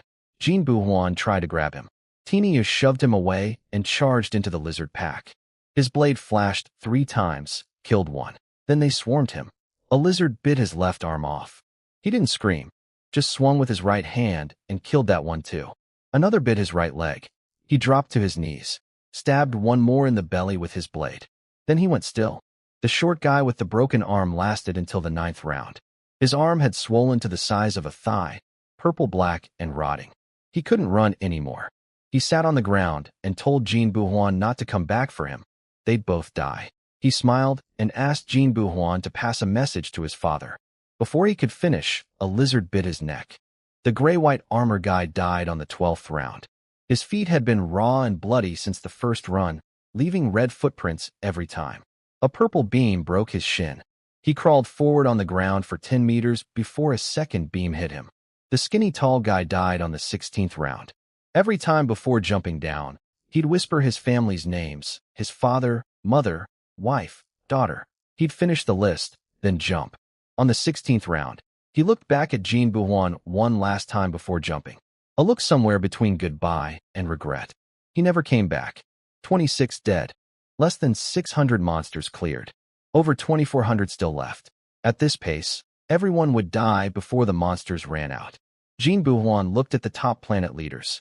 Chen Tianguang sat with his sword, eyes closed like he was napping. Tai Chu stared at the wasteland with no expression, and Yongya hid in shadow. Hun Dunyang squatted drawing circles on the ground. The crown prince stood at the front in his dark gold robe, hands behind his back, still wearing that gentle smile like it was carved on. None of them were worried. Of course not. It wasn't their people dying. Then the crown prince spoke. 17th round lost 2 more. Numbers 35 and 36, step forward. I opened my eyes, looked at the crown prince. Didn't say anything. He said I was number 35. I didn't move. Everyone stared at me. Jin Buhuan was watching me closely. He'd been noticing me the whole time. How I'd stayed leaning against the wall from the very beginning, completely calm while everyone else was terrified. He knew my cover identity. Qi Yunxiao, Crown Prince of Tianyuan Star, rank 98, level 118, dual SSS abilities. But even knowing all that, he couldn't understand why I was this calm. He said later it was like I was waiting for a bus. The Crown Prince asked again if I heard him. I finally moved, dropped my arms, straightened up, and walked forward. Steady pace, not fast, not slow. Walked through the crowd and stopped in front of the Crown Prince. We looked at each other. He said I was batch 18, number 35. Asked if there was a problem. I said 2 words, no problem. Light as air. Jin Buhuan stood nearby watching my face. Still no expression. No fear, no panic, no hurry. Nothing. He remembered when his own number was first called. His legs nearly buckled. But I stood there like I was waiting in line for something ordinary. The Crown Prince called for batch 18 to assemble. 10 of us lined up at the edge of the platform. He asked if we were ready. Nobody answered. He waited 5 seconds, then said since nobody answered, we begin. 10 of us stood at the edge of the platform. Jin Buhuan was staring at me. Not scared, just curious. He couldn't figure out why I looked like I was going to a market instead of going to die. One by one, they jumped down. I went last. My black clothes flapped in the wind as I walked forward without looking back. At about 200 meters from the lizards, everyone stopped. The skinny guy in the gray robe was shaking so bad, he almost dropped his rock. The big man in green armor kept swallowing so loud it sounded like a drum. 9 people were trembling. I wasn't. The gray robe guy finally asked me if I wasn't scared. I didn't turn around. I asked what there was to be scared of. He said dying. I was quiet for a second, then told him I wouldn't die. He froze. He didn't know where my confidence came from, but his hands stopped shaking as much after that. The green armor guy asked how we were going to fight. I told them all I'd lure the monsters myself. They could start running now. He stared at me and asked if I was going to do it alone. I said yeah. He said there could be dozens of those things. I told them if they didn't run now, they wouldn't get the chance. He'd lived over 40 years and never seen anyone this bold. One person luring dozens of level 120 monsters. That's not luring, that's suicide. But he didn't try to stop me. What could a guy like him say to a crown prince with level 118 and dual SSS abilities? All 9 of them backed up about 20 meters behind me and stopped. The gray robe guy tried to go even further back, but the green armor guy snapped at him. Too far, and they wouldn't even draw any aggro, which defeats the whole purpose. They crouched there like startled quails, hoping I'd come back alive. Because if I lived, they lived. I stood alone at the front, staring at those blood-red eyes. 18 rounds had only cleared less than 600. Over 2,000 left. But I knew there was more than just lizards out there. Deep in the wasteland, something bigger, darker, and quieter was lying still. It looked like a rock, but it wasn't. It was something much bigger, either sleeping or pretending to sleep. My eyes were better than anyone else's here. I noted it and looked away. I raised my right hand with a stone in my palm. The guy surnamed Wang shouted from behind me not to throw too far. Lure, just a few. I smiled and ignored him. I threw the stone. Not at the front row. I threw it past all of them, deep into the wasteland, far behind the lizard lines. It hit the ground with a clear thud. The wasteland went silent for a heartbeat. Then over 400 lizards turned their heads toward the sound at once. The front row screeched, splitting the sky with that awful noise. Then they charged. Not a dozen. Hundreds. The gray robe guy's face went white. He stammered asking how many there were. Nobody answered. The green armor guy's legs buckled. Wang cursed, said I threw too far. The young guy surnamed Zhang's lips were shaking. He whispered one word, run. Hundreds of lizards charged. The ground shook like 10,000 horses stampeding. Those blood-red eyes got closer and closer like hundreds of ghost fires. Behind me, the gray robe guy collapsed on the ground screaming to run. The green armor guy took off so fast he lost a shoe. All 9 of them ran. I didn't move. I stood there watching them come. My clothes flapped in the wind, but my body was still. Like watching ants move house. On the platform, everyone was staring at me. The crown prince's eyes narrowed. Third brother counted and said at least 400. He cursed and said I was crazy, that I was going to get them all killed. Chun Tingwang opened his eyes and counted 430. Fifth sister gripped her sword with sweaty palms. They were all asking the same question. What was I doing? 40 meters. 30. 20. I still didn't move. The gray robe guy glanced back and figured I'd frozen up from fear. At 20 meters, the biggest lizard opened its mouth. Purple light gathered in its throat. Then over a dozen behind it did the same thing. They'd learned from the previous rounds. Instead of aiming at my back, they covered every escape route at once. All of them fired. The purple beams hit the ground around me and exploded. A crater several meters wide blew open, dirt and rocks flying everywhere. The gray robe guy looked back and figured I was dead. Over a dozen level 120 lizards firing together. Even a level 118 genius should be vaporized. But I wasn't dead. I'd planned this. The blast launched me into the air like a kicked rock. I flew in an arc over the heads of all 9 teammates, hundreds of meters through the air, and slammed into the ground near the platform edge. Bounced once, rolled twice, hit a stone ridge, and stopped. Everyone thought I was finished. Then I sat up, casually, like getting out of bed, patted the dust off my clothes. Face wasn't red, wasn't out of breath, not a single wound.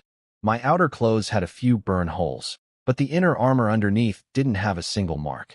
I stood up, cracked my neck, and muttered quietly that the blast was a little weak, didn't quite fly far enough to land on top of the platform.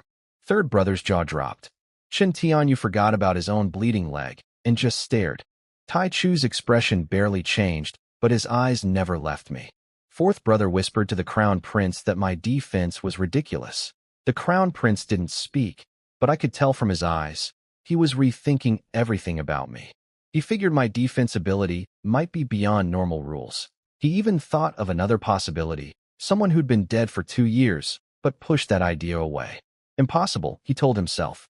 I jumped 3 meters straight up onto the platform without breaking a sweat. Because I'd drawn all the aggro, those 9 behind me made it back safe. Every single one alive. The gray robe guy was gasping on the platform, white as paper. The green armor guy was wheezing like a bellows. But nobody died this round. Jean Buhuan stared at me with his mouth hanging open. One person lured hundreds of monsters, took a combined blast from over a dozen of them, and came back without a scratch. His brain was buzzing. Then the 400 monsters hit the platform. They surrounded it completely, purple light charging in hundreds of throats. The Crown Prince jumped down first and started killing. Everyone followed. Over 80 people against 400 monsters. This time was different. Too many monsters. It took almost an hour. Shin Tianyu took a bite to his leg. Tai Su's arm got snapped, bones sticking out, and Yongguang's face was covered in blood. Over 20 people got hurt. Nobody died, but it was brutal. After it was over, the Crown Prince stood in the center covered in lizard blood, his gentle smile completely gone. He turned and stared at me with cold golden eyes. Anger, killing intent, something else I couldn't read. He asked why I lured so many. I looked at him, waited 3 seconds. I said I didn't control my strength well. Flat voice, like talking about the weather. Dead silence. Everyone stared at me like I was insane. Jin Buhuan's mouth hung open again. Shun Tianguang studied me like I was some kind of monster. The Crown Prince's eyes flashed with killing intent, but he pushed it down.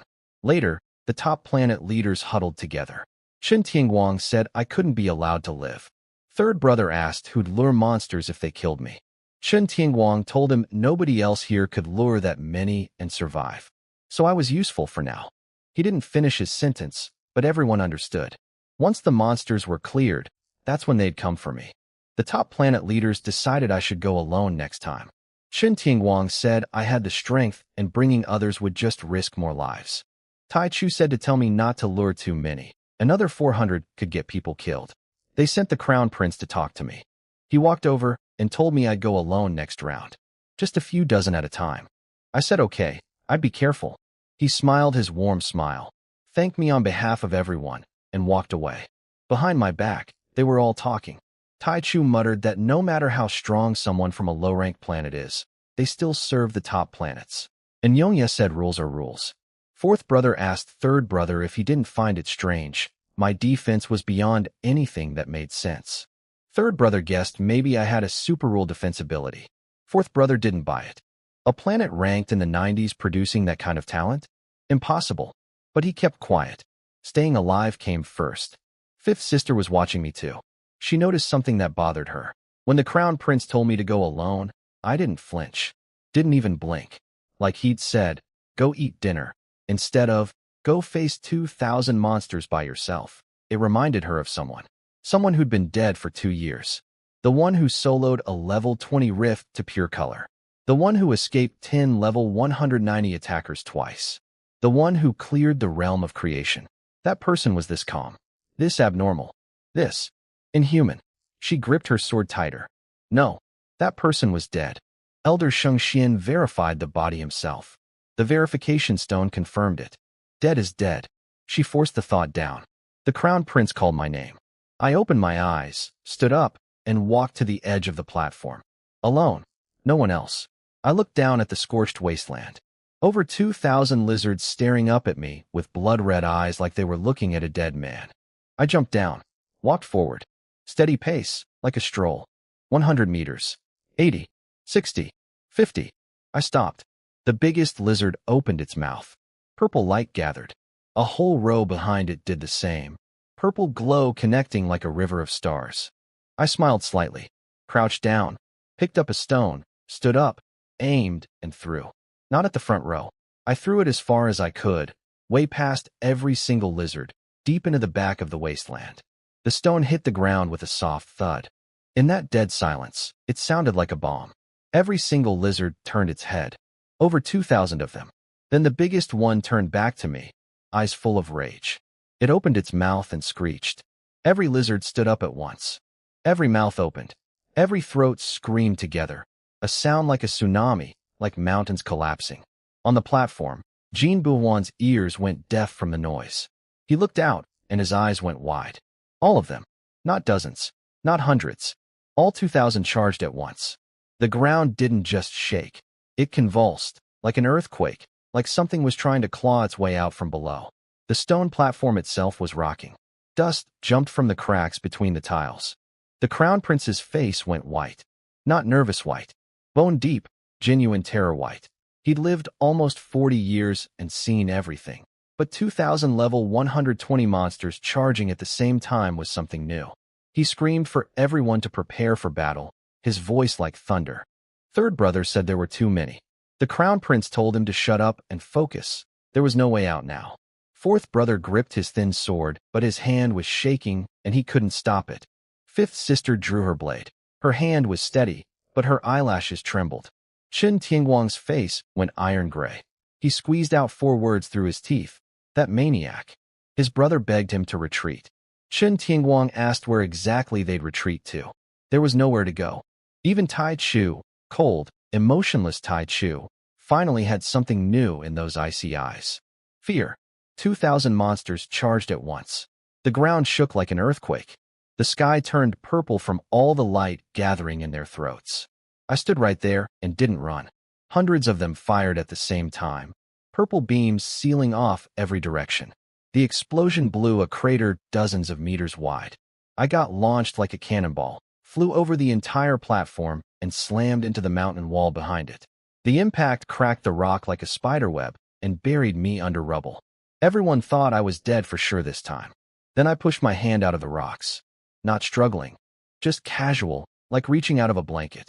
I brushed off the stones, sat up, and patted the dust off my head. Same expression as before. Not scared, not shaken, nothing. There was one shallow scratch on my hand, like a paper cut. That was it. Jin Buhuan's brain short-circuited. Chen Tianguang looked at me with real fear in his eyes for the first time and muttered that I couldn't be allowed to live. Tai Chu's hands were shaking, not from the monsters, but from watching me. He was wondering if I was even human. Then the 2,000 lizards hit the platform. The crown prince screamed for everyone to fight. They all jumped down, every single person. It was their only chance. It was a slaughter on both sides. The crown prince cut heads off one after another. Third brother smashed skulls. Fifth sister stabbed through throats. Chen Tianguang's silver sword dropped them 3 at a time. Tai Chu's mirror blasted holes through chests, and Yongye slipped in and out of shadows, slitting throats. Hun Dunyang hurled energy balls into the pack, laughing like a madman. But there were too many. Way too many. Shin Tianyu got hit by a purple blast on the platform. His chest armor shattered, flesh burned to the bone. Blood came from his mouth. His eyes closed. He didn't move again. Chen Tianguang held his brother's body and shook with rage. He looked at me sitting against the wall and swore he'd kill me. The gray robe guy died. The green armor guy got his head bitten off. Wang, Zhang, Lu, Zhao, Sun, Li Zhou, every single person from outside the top 10 planets died. All of them. Not one left. Third brother's axe got bitten in half. He picked up a dead man's sword and kept fighting. Fourth brother's thin sword snapped too. He'd been fighting for almost 2 hours and couldn't lift his arms anymore. He asked the crown prince if they'd make it out alive. The crown prince said yes. Fourth brother smiled bitterly and chose to believe him. Fifth sister took a bite to her left arm. Flesh torn open, blood running down. She didn't scream, but her hand shook uncontrollably. Chen Tianguang dragged his bleeding leg and kept fighting, getting slower and slower. Tai Chu's mirror cracked from overuse, and Yongye's shadow was fading, almost spent. Hun Duanyang's energy balls shrank from the size of a basin to the size of a fist. 2 hours of fighting. Over 1,000 lizards killed, but over 1,000 still remained.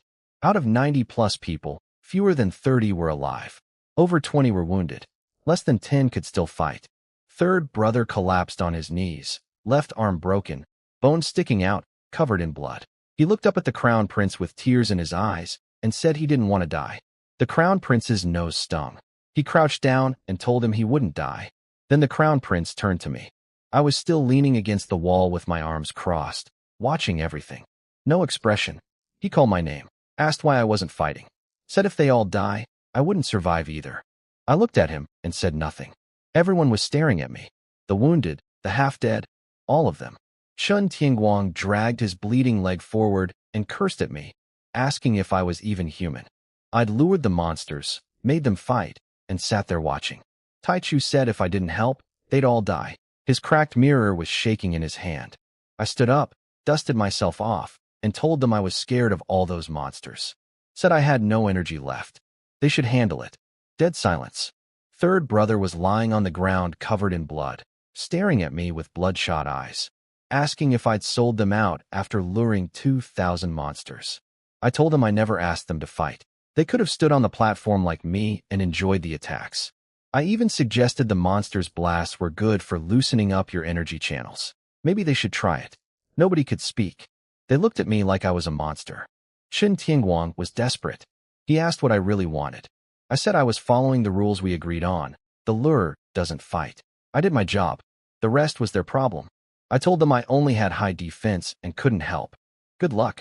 Tai Chu's face twisted with rage. He asked if I knew who they were. I said sure, top 10 planets. Everyone knows that. He asked if I knew the consequences after we leave. I said no. He said my planet would be destroyed. Tai Chu star could erase Tianyuan star from the map with one word. I looked at him. Told him they couldn't kill me.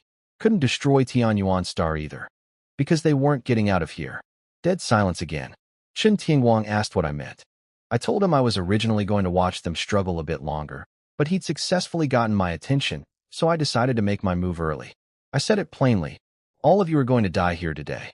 Shen Tianguang laughed, not because it was funny, but because he thought I was insane. He asked if I really thought I could fight all of them alone. Then I smiled. Not a polite smile. The kind of smile when you finally don't have to pretend anymore. I asked who told them I was level 118. Everyone froze. The Crown Prince stared at me. He said the Tianyuan Star Prince was level 118. Was I saying I wasn't Shi Yanxiao? He'd been suspicious for a while. The moment I said I wasn't 118, he knew I wasn't who I claimed to be. He asked who I really was. I told him to guess. His brain was spinning. He thought about everything. Someone who survived 10 level 190 attackers. Someone who cleared the realm of creation. Someone who awakened a god-level talent. Someone who'd been dead for 2 years. Impossible. That person died. Elder Sheng Xian verified the body. The death stone confirmed it. But those eyes of mine. Too calm. Too inhuman. Just like that person. He asked again who I was, his voice shaking. I told him he already had the answer. His face went bone white. He stammered that it was impossible, that the person was dead, verified by the elder himself. I said yes. The death stone lit up. But I have more than one body. That corpse was me. But what died wasn't me. Nobody understood. Then the Crown Prince said the name, Su Lin. The platform went completely silent. Shen Tianguang's brain buzzed.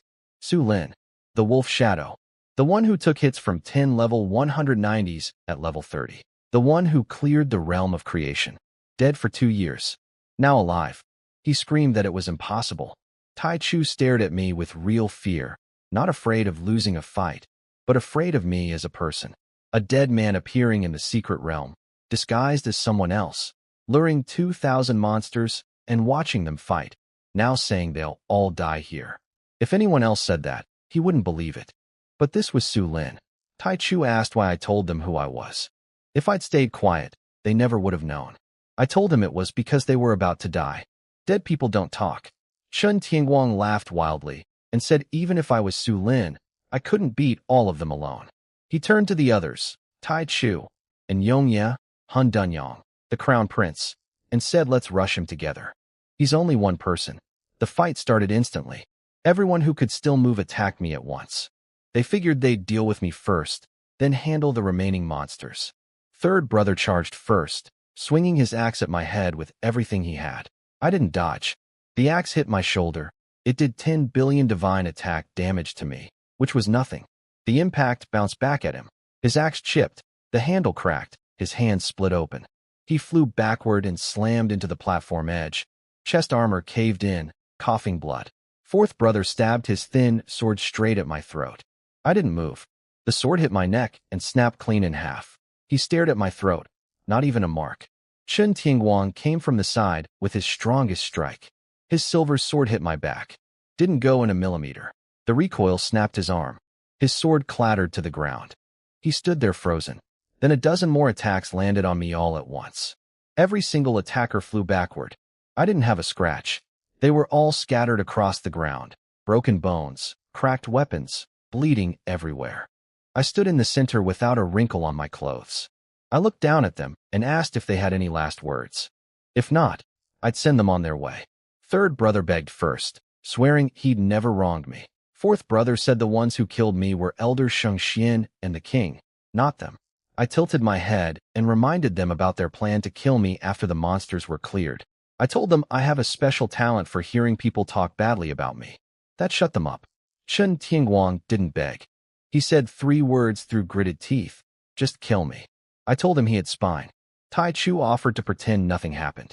And Yongya popped out of his shadow with a big smile, calling me brother, offering friendship. Hun Dunyang swore on heaven he'd never tell a soul.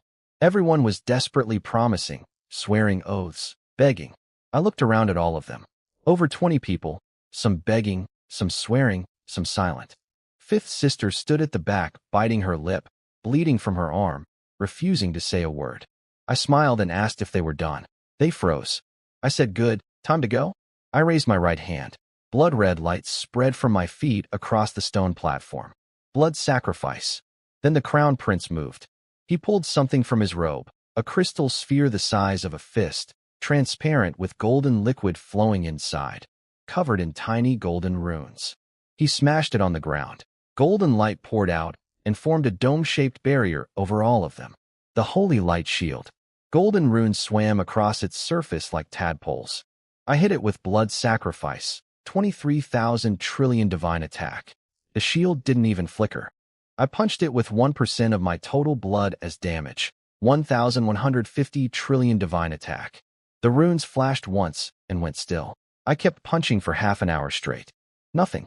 The crown prince explained calmly. The holy light shield was made from the founding king's own blood essence. Its defense equals half the divine blood of a level 199 awakener. It lasts 7 days. He asked if I really thought I could break it. I couldn't. Inside the barrier, their attitudes flipped completely. Hun Dunyang laughed and taunted me. Third brother cackled about how I couldn't do anything. Tai Chu looked at me like a beast locked out of its cage and said I'd been careless. I shouldn't have revealed who I was. He was right. I'd been careless. I shouldn't have shown my identity. I should have stayed as Qi Yunxiao. But it was too late. They all knew I was Su Lin. They all knew I was alive. Chen Tingwang was furious at the crown prince. Asked why he didn't use the shield earlier, said his brother would still be alive. The crown prince said he'd suspected I wasn't Qi Yunxiao since the first time I tanked 400 monsters. He'd been waiting for me to reveal myself. He gambled everyone's lives on that. Chen Tingwang's brother was an acceptable loss to him. The crown prince looked at me and said he'd been waiting the whole time. I told him yes, I figured that out now. He said I was too strong to be Qi Yunxiao. I was quiet for a long time, then laughed bitterly. He was right. I'd been careless. Now they'd leave in 7 days and tell every planet in the star region that Su Lin was alive. Another round of people hunting me down. I unclenched my fists. I couldn't break the shield. Killing them was off the table now.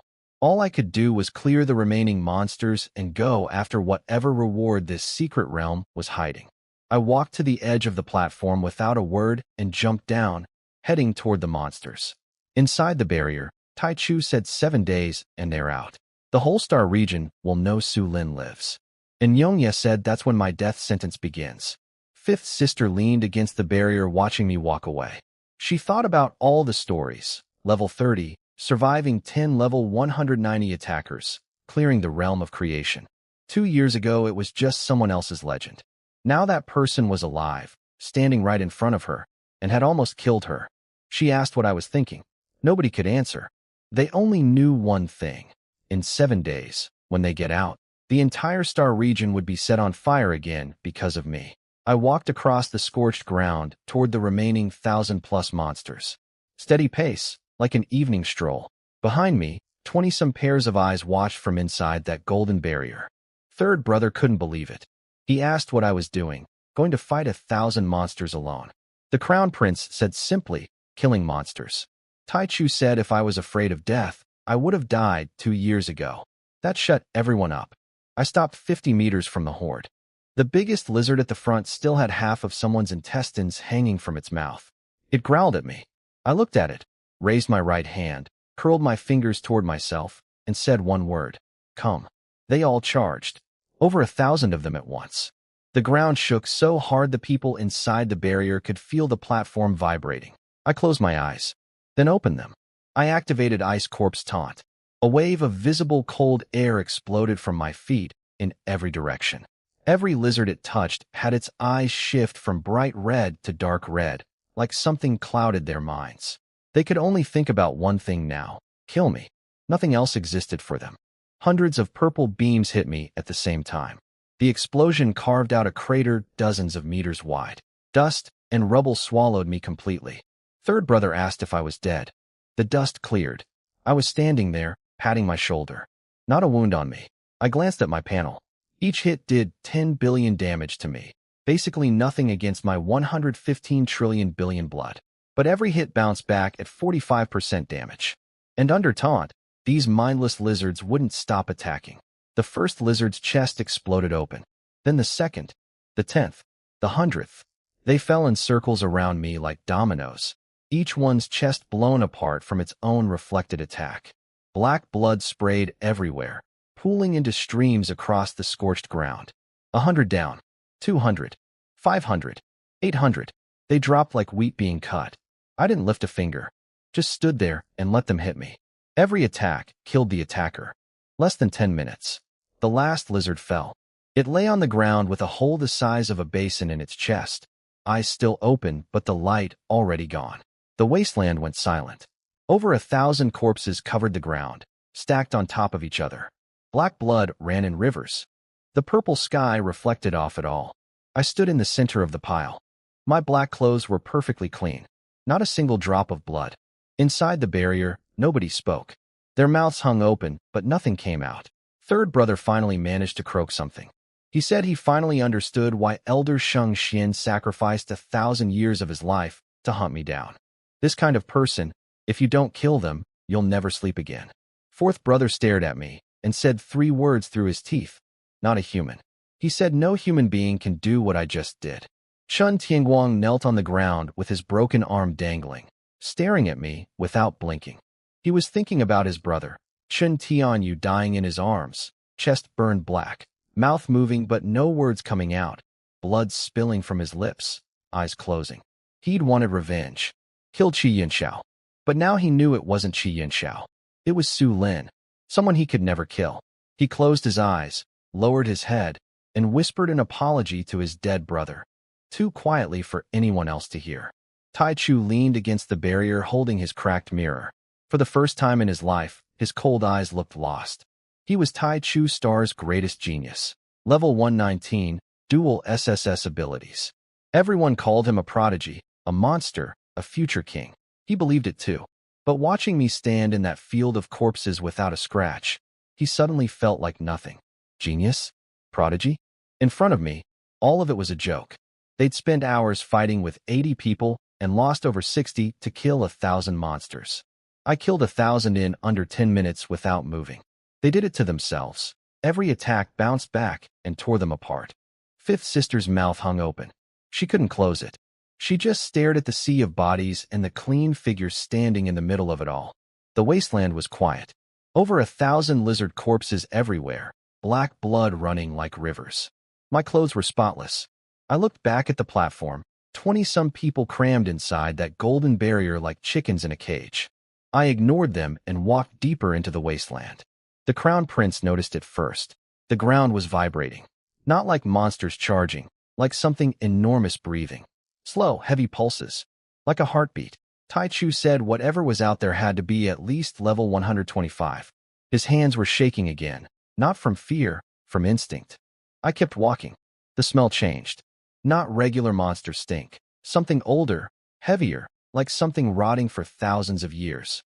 After about 5 minutes, I hit a wall of darkness. Not nighttime dark. The kind where light can't get in at all. I saw eyes inside. 2 of them. Dark gold, vertical pupils. Each one the size of a wash basin. Not a metaphor, literally that big. I said one word, come out. It rose from the darkness like a mountain growing out of the earth. First the head, so big I had to crane my neck to see the top. Then a neck thick as a bridge pillar. Then the body. A dragon. Black dragon. Every scale the size of a door. Wings folded at its sides. Each bone spike like a spear. Its tail dragged along the ground, carving trenches. It looked down at me like I was an ant. Dark scale dragon. Level 128. 10 trillion divine blood. 1 trillion divine attack. Skills. Dark dragon breath at 5 trillion damage. Dragon might that cuts all stats by 90%. Dark scale armor reducing 80% of incoming damage. And a death-triggered self-destruct at 80 trillion. The Lizard King. the real master of this wasteland. On the platform, third brother was losing his mind over the numbers. Chun Tianguang laughed bitterly and said I was dead for sure. No way to survive 2 trillion in attack power. The crown prince smiled and silently wished me dead. If I die here, nobody finds out Su Lin is alive. I looked up at the dragon. It was enormous. I stood in front of it like an ant next to an elephant. I took a step forward and said, "Hey buddy, you're pretty big." It didn't react, just stared down at me and snorted 2 jets of hot sulfur-smelling air from its nostrils. I said one more word, "Come." The dragon's eyes narrowed. It had lived who knows how many years and never seen anything like this. An ant standing in front of it saying, "Come." It opened its mouth. Dark gold light gathered in its throat, so bright the entire wasteland turned that color. On the platform, third brother covered his eyes. Fourth brother peeked through his fingers and asked if I could survive this. The dragon fired. A beam of dark gold light, at least 5 meters wide, slammed down on me like a giant sword from the sky. The ground exploded. Dirt flew meters high, a mushroom cloud of dust and rubble. The whole wasteland shook. The platform rocked.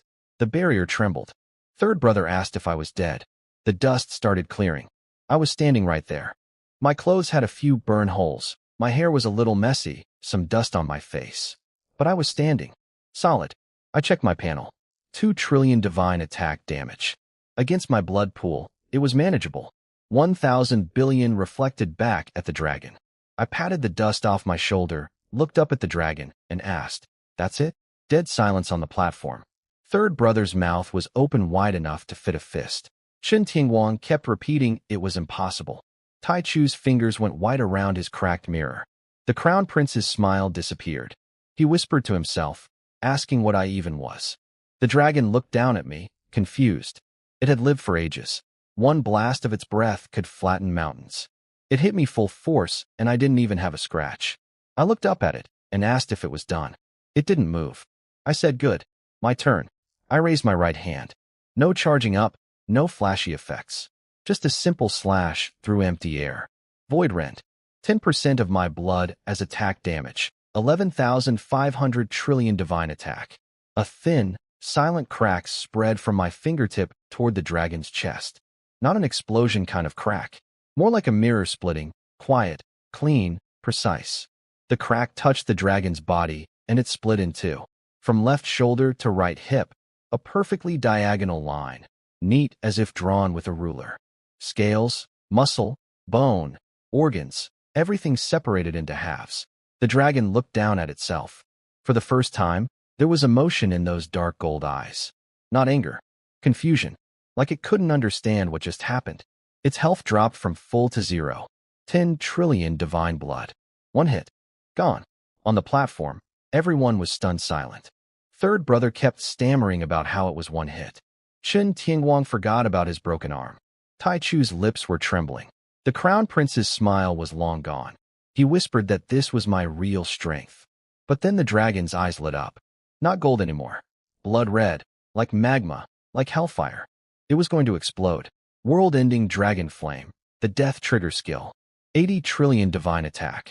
The dragon's body started glowing from the crack. Dark red light poured out like something had been burning inside it for ages and finally found an exit. Brighter and brighter. Hotter and hotter. Then it detonated. The sound tore the world apart. Everyone on the platform got slammed flat. Third brother's ears started bleeding. The shockwave ripped up the ground, not just making a crater, but peeling away the entire surface layer for miles. Meters of dirt and rock flew into the air like paper and got shredded to dust. The platform shook so hard cracks spread across the stone tiles. Pieces of the edge broke off and fell. A mushroom cloud rose from the center. Massive, dark red, with golden lightning inside it. The entire wasteland was on fire. The dragon's body was gone, blown to burning fragments that cratered the ground wherever they landed. The shockwave kept expanding for kilometers, vaporizing every lizard corpse it touched. Not even bone dust left. Inside the barrier, everyone stared at the inferno. Third brother asked how much damage that was. Fourth brother said 80 trillion. 40 times the dragon breath I'd tanked earlier. Chen Tianguang started laughing softly, saying I was definitely dead this time. Even the crown prince was watching with clenched fists. Fifth sister stood there with blood dripping from her arm, completely numb to the pain. She was thinking about whether I'd survive. She remembered how I'd shrugged off 2 trillion like nothing. But this was 40 times that. She noticed her hands were shaking, not from pain, but because she was nervous about whether the man who'd almost killed her was going to die. She didn't understand why she cared. Minutes passed. The smoke rolled. The flames burned. Nobody could see anything. Then the dust cleared. At the center of the explosion was a crater at least a kilometer wide, so deep you couldn't see the bottom. The walls were melted into dark red glass, still steaming. At the very bottom, dead center, someone was standing. My outer clothes were burned away, exposing my inner armor. The armor was covered in cracks like it might shatter any second. My hair looked like a bird's nest. My face was covered in ash. There was a thin line of blood at the corner of my mouth, trailing down my chin. But I was standing, solid. I patted the dust off my shoulder, looked up toward the platform, and said, for something that big, its attack felt like a tickle. Inside the barrier, everyone was staring at me climbing out of that crater. Third brother couldn't believe I'd called 80 trillion divine attack a tickle. Fifth sister watched me walk out. No outer clothes left. Inner armor cracked all over, hair a mess, face covered in ash. But not a single real wound. She bit her lip and realized something. I wasn't just unafraid of death. I genuinely couldn't die. Chen Tianguang had gone completely numb. Tai Chu was gripping his cracked mirror with white knuckles, trying to calculate how strong I actually was. He couldn't figure it out. Nobody could. I climbed out, dusted myself off, and glanced at the barrier. 20-some people packed in there like caged chickens. I didn't bother with them. My inner armor was cracking. Level 100 gear couldn't handle 80 trillion in damage. But it still held together enough to wear. Blood was full. I had spare equipment in my soul storage, but none of it matched my current level. I checked the time. Not even half a day since we entered. 6.5 days left. I turned and walked deeper into the wasteland. After a few steps, golden light started seeping up through the ground, faint at first, then brighter and brighter.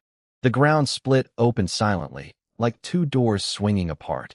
Golden light flooded out. Below was a staircase. Old stone steps with rounded edges. Every surface carved with runes pulsing with golden light, like a heartbeat. The stairs led down into darkness with no visible bottom. On the platform, Chen Tianguang said it had to be the secret realm's reward. Tai Chu guessed the same thing. I stood at the entrance and looked down. I didn't rush. Before stepping in, I noticed murals lighting up on the walls as I descended. The first painting showed a person standing before a dragon, identical to the one I'd just killed.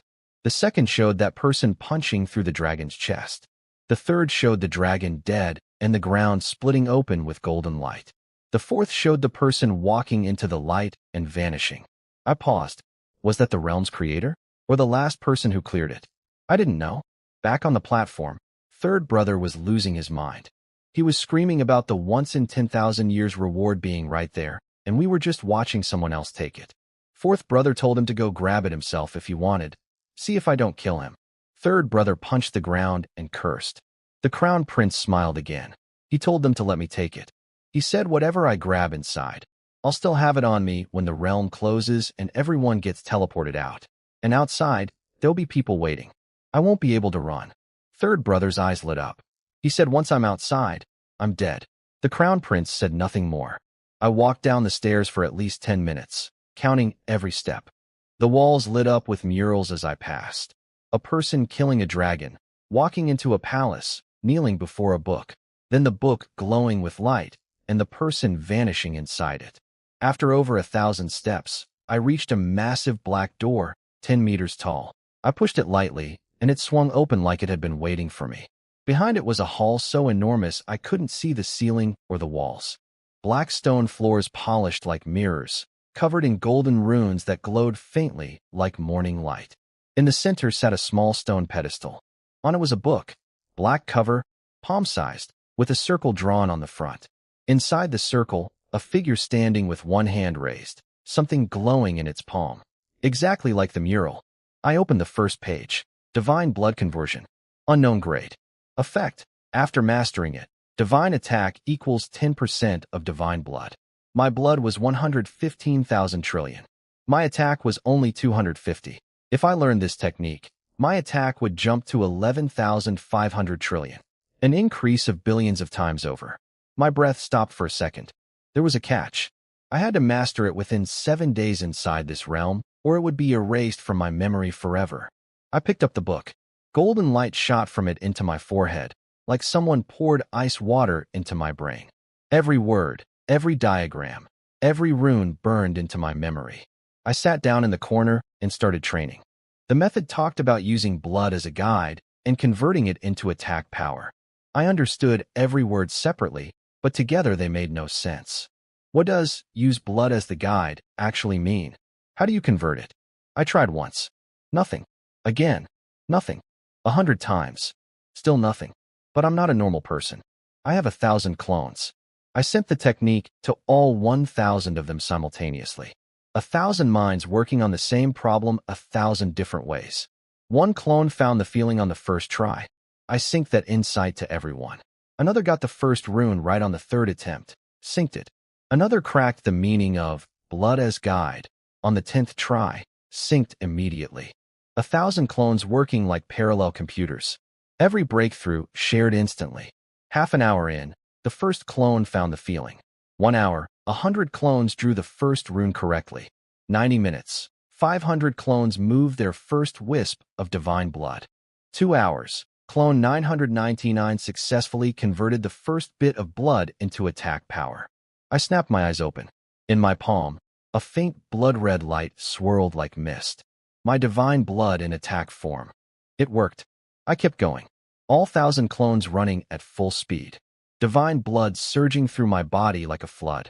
Blood-red light seeped from my skin, my bones, every pore, wrapping me in crimson flame. The runes across the entire hall resonated. Floor, walls, ceiling, all blazing gold and red together, the whole structure shaking. Then I heard cracking sounds from inside my body. Like ice breaking, chains snapping, something bursting free. Blood-red light exploded outward. The hall trembled for about 10 seconds, then everything went calm. I opened my eyes and checked my panel. Attack, 11,500 trillion divine attack. Not 250. 11,500 trillion. 250 million times stronger than before. I stood up. The book had gone dark. Its purpose was spent. I placed it back on the pedestal and walked out. 18,000 steps back up. I walked at my usual pace, glancing at my new stats the whole way. That dragon had 10 trillion blood. I'd one-shot it before. Now my attack was 115 times its entire health pool. I stepped out into the wind. The wasteland still reeked of blood. Over 1,000 lizard corpses littered the ground, their black blood dried into crusts. I looked up at the golden barrier on the platform. 20-some people still crammed inside. Third brother spotted me first and shouted that I was out. Everyone turned to look. I was still wearing cracked inner armor, messy hair, ash on my face. But I was smiling. Not a polite smile. The kind of smile when you know you just hit the jackpot. Third brother's heart sank. Fourth brother said I'd obviously gotten the reward. I looked like a fox that stole a chicken. They weren't wrong. I walked across the field of corpses, stopped below the platform, and looked up at the barrier. 20-some pairs of eyes stared back down at me. I stood below the platform looking up at the golden barrier, cracked armor hanging off me, hair a mess, still smiling. They were all staring at me from inside their little cage. I ignored them and started walking around the battlefield, collecting rings from the dead. Every single body, the gray robe guy, the green armor guy, Lieutenant, the short guy, the fat guy, the tall skinny one. I crouched beside Jean Buhuan's body at the edge of the platform, pulled the silver-white ring off his finger, wiped it on my clothes, and tucked it away. 90-some rings total. I checked every corpse, didn't miss one. My soul storage was piling up like a small mountain of loot. Third brother was watching with bulging eyes, asking if I was really looting corpses one by one. Fourth brother confirmed it. I dusted off my hands and stood up. Then a sound came from the sky, deep and heavy, like a bell or thunder. The purple sky cracked open and golden light poured through. The announcement said the reward had been claimed. The realm would close in 1 minute. All survivors would be forcibly teleported back to where they entered. Inside the barrier, they lit up. Third brother shouted it was finally over. Fourth brother said the first thing to do outside was tell every planet Su Lin was alive. Chun Tingguang said to organize a hunt across all top planets. Tai Chu stared at me and said I couldn't run. The Crown Prince smiled again and said I'd never get to use the name Qi Yunxiao again. I looked up at the crack in the sky. Golden light fell on my face. I wasn't worried. I even smiled. I said 1 minute was enough.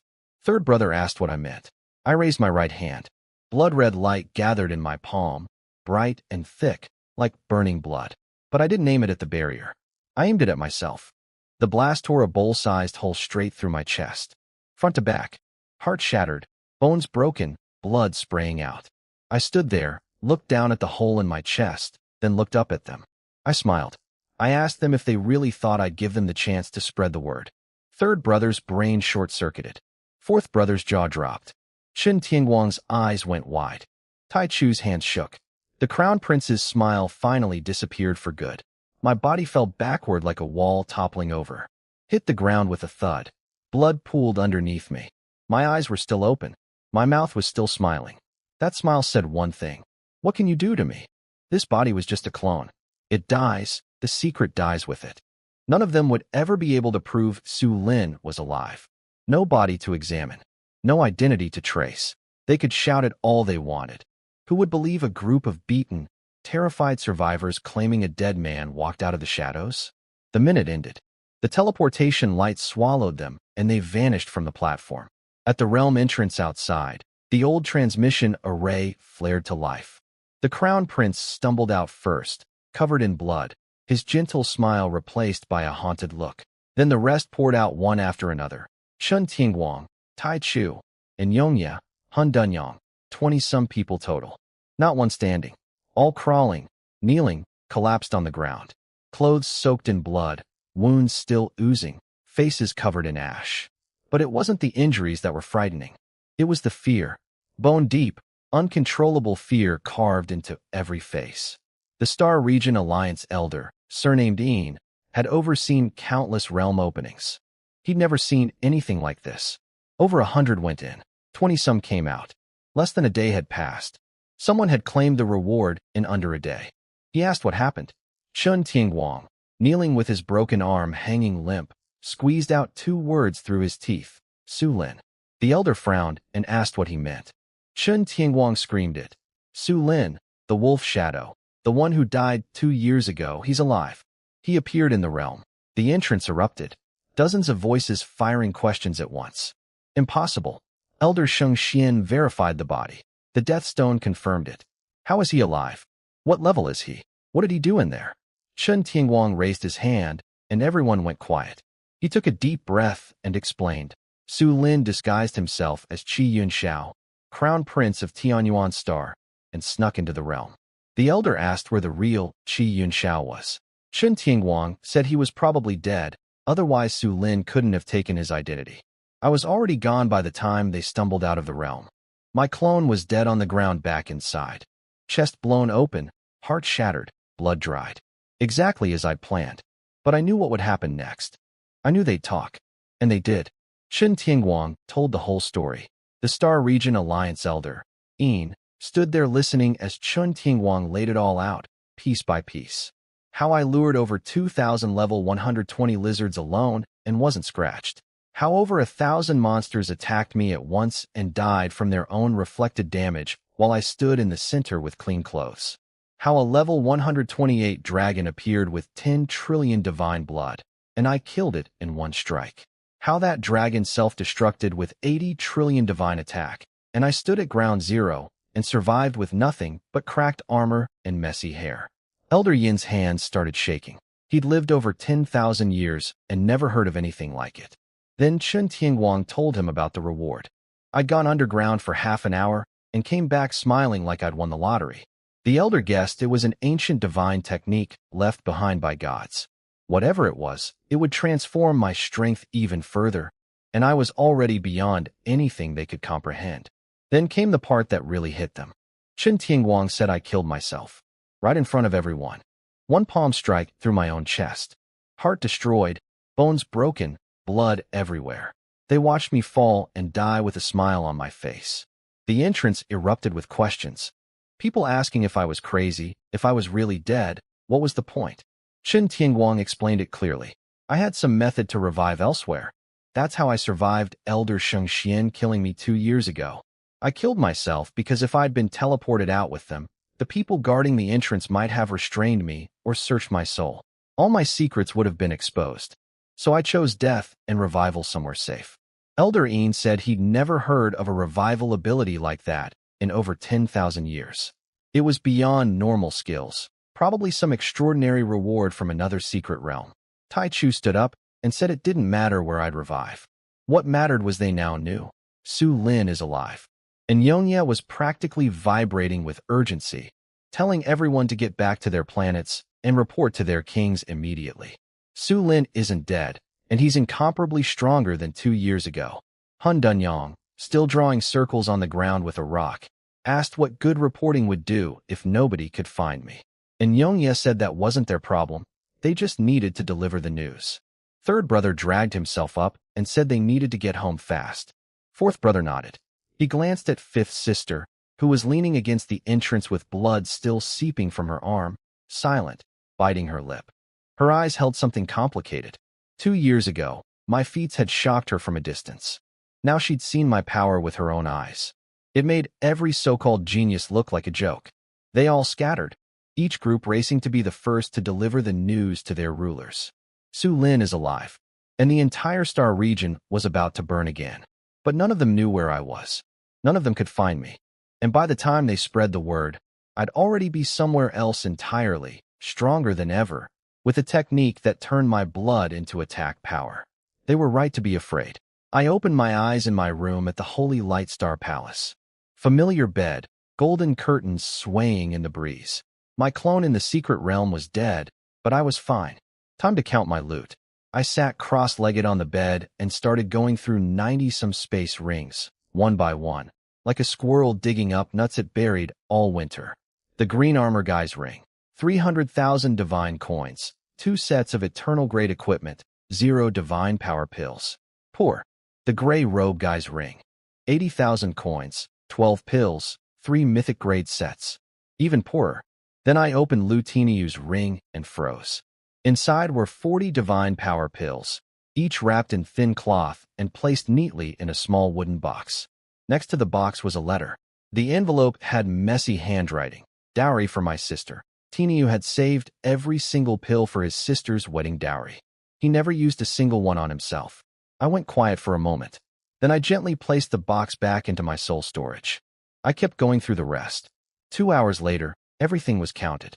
Total haul, 6.8 million divine coins, 2,008 divine power pills, 2 sets of level 109 eternal gear, 17 sets ranging from 110 to 119, a mountain of random materials, and 1 unexpected find.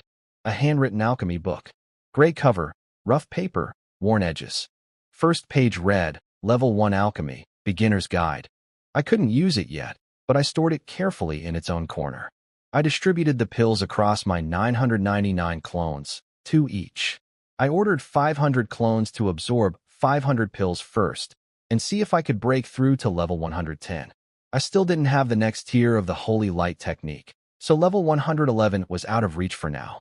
Outside my window, maids were picking flowers in the garden, laughing like nothing had happened. They didn't know about the 2,000 lizards, the dragon that exploded into a mushroom cloud, or a scarred man named Tiniyu, who saved 40 pills for his sister and died on a stone platform. I pulled the curtains shut. Footsteps outside. Uncle Zhong came in carrying a tray with 3 sets of clothes. He said the Star King wanted me at the council hall. Consort Hua thought I looked tired lately and sent fresh clothes. I asked what the king wanted. Uncle Zhong said he didn't know, but something happened with the secret realm. The princes came back early. My eyes shifted slightly. I tapped the windowsill twice. I grabbed a dark gold robe, changed, and headed out. Before I even opened the council hall doors, I heard third brother's voice booming through the wood like thunder. Su Lin is alive. I paused for a second, then pushed the door open and walked in. Third brother stood in the center of the hall, still covered in blood, chest armor dented. Fourth brother beside him with his broken half-sword. Fifth sister at the back, arm bandaged, face white as paper. Father sat on the throne gripping the armrests, knuckles white. Third brother was telling everything.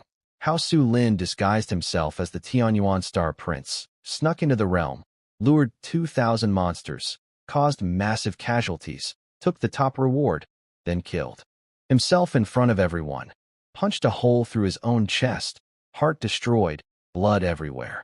He got teleported out, but Su Lin's body stayed inside. Father stood up, walked to third brother, asked him to confirm the suicide. Third brother was mid-sentence when the doors opened behind him. I walked in, dark gold robe, hair tied up, no expression. Everyone turned to look at me. Third brother spoke first. Ninth brother, Su Lin is alive. The wolf shadow from 2 years ago, he's not dead. I walked into the council hall wearing a dark gold robe, face blank, like I had no idea what was going on. Third brother was standing in the center covered in blood, armor dented, screaming that Su Lin was alive. Everyone turned to look at me when the door opened. I blinked, furrowed my brows, and asked who was alive. Third brother practically exploded. Su Lin, the wolf shadow. He's not dead. I shook my head and said that was impossible. Elder Shengxian verified the body himself. The death stone confirmed it. Dead is dead. Third brother lost it. He said they saw me, saw Su Lin, with their own eyes. Disguised as the Tianyuan Star Prince, killed over 1,000 monsters, one-shot a level 128 dragon. I tilted my head and asked if he'd hit his head inside the secret realm. He looked like he was about to cry from frustration. I asked fourth brother to confirm. He was still holding his broken half-sword, hands shaking, blood dripping from his split palm. He said it was all true. Su Lin tanked an 80 trillion self-destruct explosion at ground zero. Inner armor cracked, hair messy, some ash on his face. But alive. I let my smile fade just the right amount, like I was starting to believe it a little. Then I turned to fifth sister. She was leaning against a pillar, arm bandaged, blood still seeping through. She stared at the floor and said quietly that it was true. I looked at the crown prince last. His gentle smile was completely gone. First time I'd ever seen that expression on him. He stared at me for a long time and said 3 words. It's true. I let my face change, stepped backward, and bumped into the door frame. I whispered to myself, how could he be alive? The death stone confirmed it. Everyone knew he was dead. Father sat on his throne watching me, something churning behind those golden eyes. I looked up at him and asked what was going on. Father told the crown prince to explain everything from the beginning. The crown prince laid it all out. The monsters surrounding the platform, the lottery, the mysterious Qi Yunxiao who lured 400 monsters the first time, then 2,000 the next. How they lost 60 people fighting. How Qi Yunxiao sat on the platform watching. How he revealed he wasn't Qi Yunxiao at all, but Su Lin. How everyone attacked him at once and got bounced back by reflected damage. How only the holy light shield saved them. How Su Lin killed every remaining monster alone, took the reward, and then punched a hole through his own chest right before the realm closed. I stood there with my mouth open, playing shocked perfectly.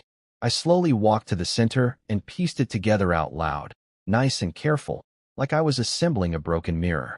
So Su Lin died 2 years ago. Death was verified, then appeared in the secret realm today, killed 1,000 monsters, one-shot a dragon, survived 80 trillion in self-destruct damage, grabbed the reward, and killed himself again? I looked at my brothers with an expression that said, "Are you sure you haven't been drugged?" Third brother nodded. I asked if Su Lin was dead or alive right now. Nobody could answer. Father stood up and walked to the center. He said Su Lin didn't actually kill himself to die. He killed himself to avoid being teleported out. If he'd been alive when the realm closed, he would have been sent to the entrance where people were waiting. So he died 1 second before the teleport. His body stays inside. Then he revives somewhere else. I widened my eyes and asked if people can come back from the dead.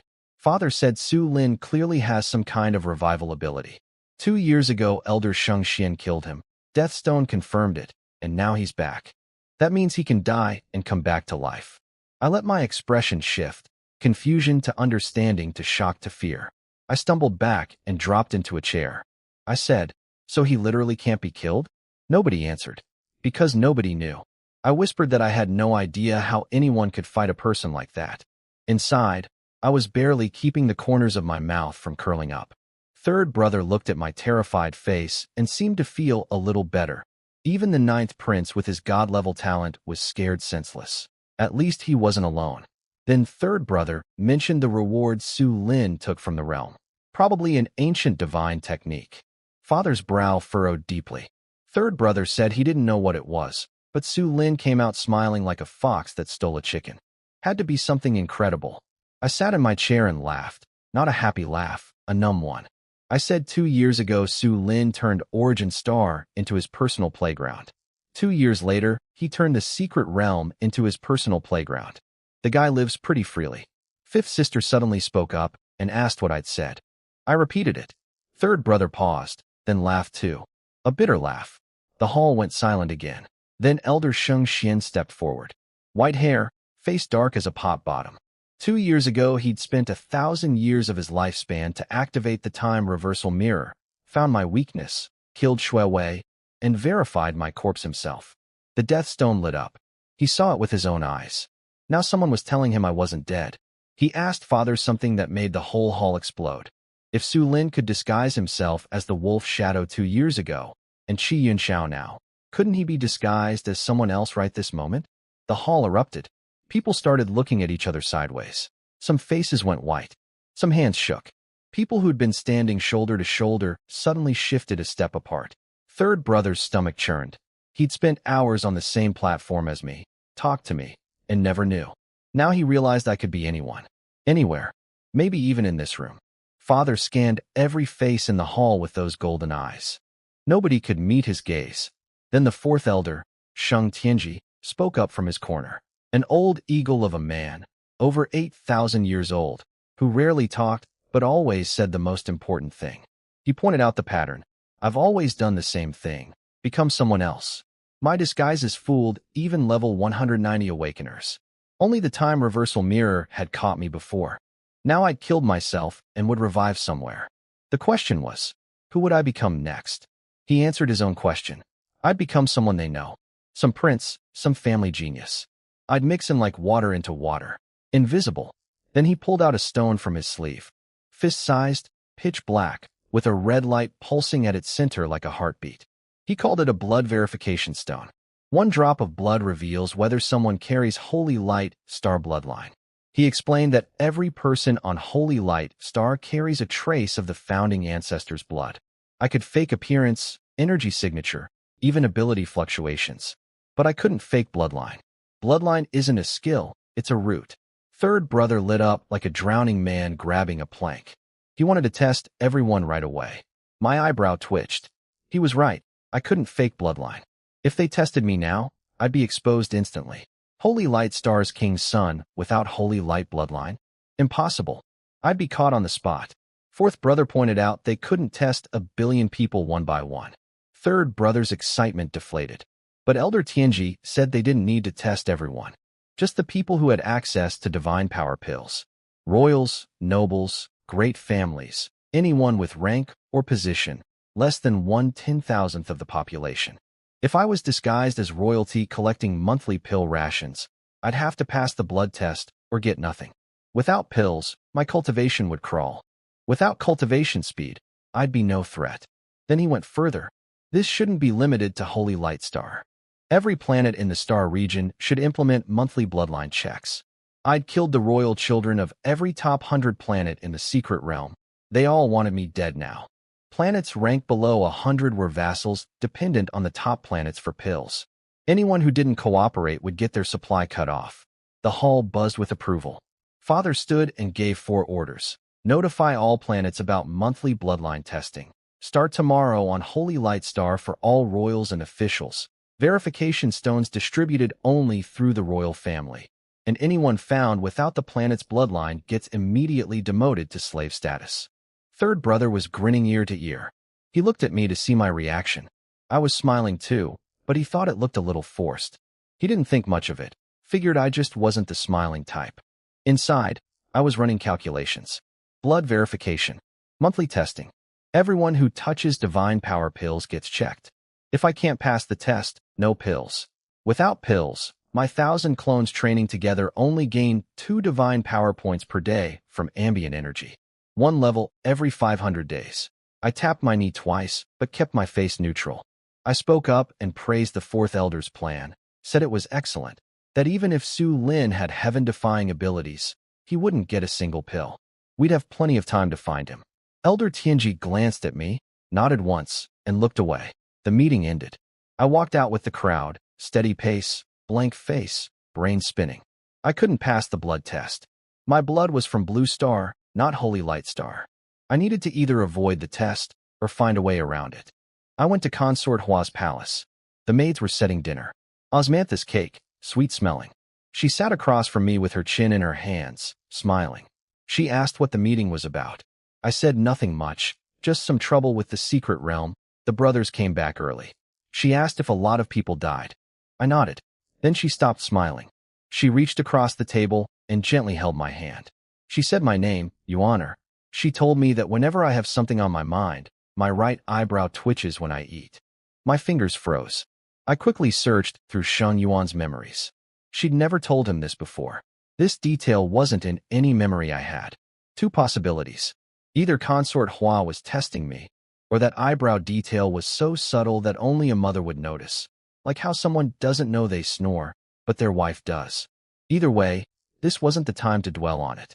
I stuffed the osmanthus cake in my mouth and told her she was mistaken. She tilted her head, smiled, and said maybe so. Her eyes were getting old. But I noticed her knuckles were white around the teacup. She was nervous. I put down my chopsticks and told her about the blood verification starting tomorrow. Monthly testing for everyone with access to divine power pills, including princes. Father's orders. Her smile faded. She put her cup down hard enough to make a sharp sound on the table. She called it absurd. She said I was the king's own son. My bloodline shouldn't need proving. She said this wasn't about catching Su Lin. It was about humiliating me. Then she walked to the window and said something that made my heart skip. She asked what I would do if the blood test showed I wasn't Holy Light bloodline. What did she mean by that? Was it hypothetical? Or did she already know? I laughed it off and said she was joking. How could I not be Holy Light blood? She stared at me for 3 seconds, then smiled and said of course, she was just talking nonsense. Told me to go rest and train hard. At the door, she called after me. Told me to wear more clothes. Her smile was thin. I stood there watching her. She looked small, fragile, like an unremarkable little flower sitting in the golden light. Her knuckles were still white on the teacup. Walking back with Uncle Zhong, he mentioned that Consort Hua hadn't been sleeping well lately. She'd sit by the window in the middle of the night, staring into nothing. He thought she had something heavy on her mind. Back in my room, I leaned against the door and stared at the ceiling. 2 things she said didn't add up. The eyebrow comment. That wasn't something from Sheng Yuan's old habits. She just noticed it recently. And the blood test question. She was hypothesizing something a prince's mother should never need to hypothesize. Did she already know I wasn't her son? If she knew, why hadn't she exposed me? Why hadn't she avenged her real child? She must need this fake son for something. Consort Hua wasn't as simple as I'd thought. But the bigger problem was tomorrow. The blood verification. I don't have Holy Light Star bloodline. My blood is from Blue Star. If I get tested, I'm exposed. The 9th prince identity, the god-level talent perks, 300 divine power pills per month, and the 2nd layer of the Holy Light technique I still haven't obtained, all gone. Without that 2nd layer, I can't break past level 110. I sent orders to all 1,000 clones. Find everything about the blood verification stone. How to fake it, how to bypass it, whether anyone has ever succeeded. The reports came back through the night, one after another. Can't fool it. The stone works on bloodline resonance. The founding ancestor's blood inside it reacts to matching blood. No match, no resonance. Someone tried a blood swap. Didn't work. Bloodline isn't blood, it's the root. You can't swap roots. A master once used a secret technique to fake bloodline. The verification stone exploded on contact. Person survived, but was instantly exposed. One old man said the only way was to switch bodies entirely. Switch bodies. I stared at those words. But all my clones were split from me. They all carry Blue Star blood. Even if I die and switch to another clone, same blood. I need to take over a real Holy Light person's body, but I don't have that kind of ability. My Eye of Rebirth reads memories. It doesn't hijack bodies. Tomorrow was the test. I couldn't produce Holy Light bloodline. If I'm exposed, everything collapses. I thought for a long time. Then I thought of one person. Consort Hua. Her question earlier, what if the blood test shows you're not Holy Light bloodline? She practically told me she knew. But she didn't expose me. She didn't try to avenge her real son. That meant she needed this fake son for something. Maybe I could come clean with her. Maybe she'd help me get through tomorrow's test. Just as I was thinking about going to find her, there was a soft knock at my door. Uncle Zhong's voice, barely above a whisper. Consort Hua is here. She came to me. I opened the door. She stood in the moonlight wearing a plain white dress, hair loose, face pale as paper. She was holding a small cloth bundle in her hand. I let her in. She sat down without a word and placed the bundle on the table. Uncle Zhong glanced at both of us, then quietly closed the door. The room was quiet. Moonlight on the floor. Consort Hua sat across from me, knuckles white on that little cloth bundle. She looked up at me and said 5 words. You are not you honor. No testing. No hints. Just straight out. I tried to brush it off. Told her she was joking. She told me to stop pretending. She said she knew I was Su Lin. I went quiet for 3 seconds, then asked when she figured it out. She said from the very first day I arrived at Holy Light Star from Origin Star. She knew her son was gone. She didn't know how I had his memories, but certain details and habits, things I probably didn't even notice myself, a mother who watched her child for 22 years could spot with her eyes closed. I had to hand it to her. I'd taken every single one of Sheng Yuan's memories with the eye of rebirth. I thought my disguise was perfect, but in front of a mother, it was full of holes. I asked why she didn't expose me. She didn't answer directly. She pushed the cloth bundle across the table and told me to open it. Inside was a jade pendant, fist-sized, jet black, smooth, with a red light pulsing at its center. She called it a blood-seal jade pendant. It can temporarily seal a drop of someone's blood inside your body. Her father gave it to her.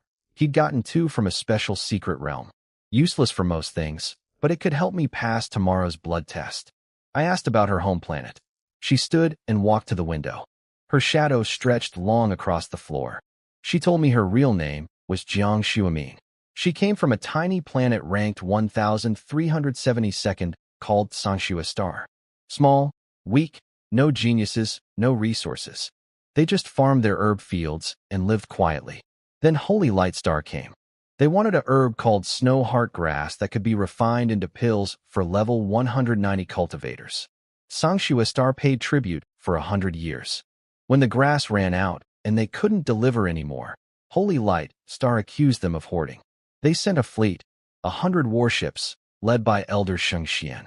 The strongest person on her planet was only level 180. One day, that's all it took. Her planet was gone. Her father, mother, brother, her entire people, all dead. She wasn't there when it happened. She was visiting Holy Light Star. She heard the news that night at an inn and knelt on the floor crying until morning. The next morning she stopped crying. All she could think about was revenge. But she was weak, couldn't even beat a single palace guard. Then she heard that a daughter from a minor Holy Light family was being selected as a consort for the king. That girl didn't want palace life and was about to run. Consort Hua found her. They looked almost identical, at least 80% alike.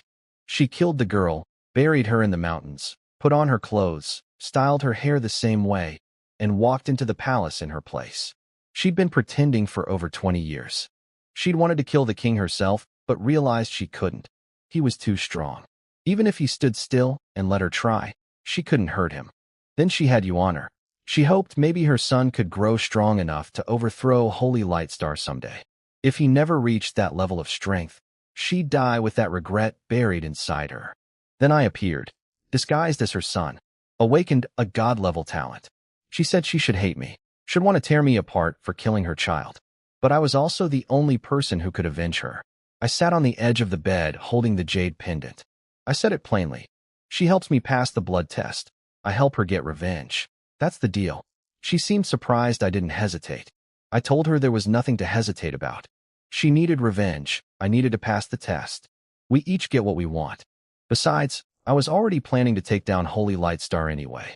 Helping her was helping myself. Same road. She said I was blunt. I told her I'm always honest with partners. I asked how the pendant works. She explained. Seal 1 drop of holy light blood inside it. The blood flows to a spot in my body. When the verification stone tests me, I use that specific drop. As long as it's holy light bloodline, the stone lights up. I thought about it. I had Sheng Yuan's body in my soul storage. Time doesn't move inside the storage. Everything stays exactly as it was when I put it in. I asked if she wanted to see her son's body. Sadness flickered across her face for just a moment. Then she was calm again. She was someone who'd already survived the destruction of her entire world and the death of everyone she loved. She said no. This wasn't the right place. His most beautiful self would always live in her heart. I asked if she'd mind me using her son's blood. She was quiet for a few seconds. She said Yuan'er was already dead. Nothing she did would bring him back. But if he knew his blood could help someone overthrow Holy Light Star, could avenge his grandfather, his grandmother, his uncle, his entire clan, he would agree. Before dawn, the palace bells started ringing. Not the usual 1 or 2 strikes, but non-stop, like waves crashing. The whole palace shook. I opened my eyes and looked at my chest where the blood-sealed jade pendant had been pressed all night. Still warm. 12 hours of sealed blood. Enough. Uncle Zhong told me the ceremony started in half an hour. All princes and princesses had to wait at the Grand Temple. I changed into the white ceremonial robe and headed out. The palace looked different today. Gold banners everywhere with Holy Light Star's sun symbol. Armed guards every 10 steps, standing like statues. Uncle Zhong said this was the first blood verification ceremony in Holy Light Star's history. Every elder, every minister, every noble family was here. Even the 3 grand ancestors who normally stayed in seclusion had come out. 3 grand ancestors. At least level 195 each. Plus father at 199, elder Shengxian at 193, and a whole crowd of 190 plus elders. If I got caught today, I'd be a turtle in a jar. Dying wasn't the problem. I have clones. But getting restrained and having my soul searched would expose everything. And I still needed this identity to get the second layer of the Holy Light technique. The Grand Temple was the oldest building on Holy Light Star. Black stone walls covered in vein-like patterns. Above the 10-meter doors, Holy Light Ancestor, Bloodline Eternal. The plaza outside was packed with over 10,000 people in white ceremonial robes. Royals, officials, family heads, all their direct heirs. I walked through and everyone stared. Whispers followed me. The god-level talent. He has to get tested too. He's the king's own son. What's there to test? I passed Consort Hua standing among the other consorts. Our eyes met for a split second, then we both looked away.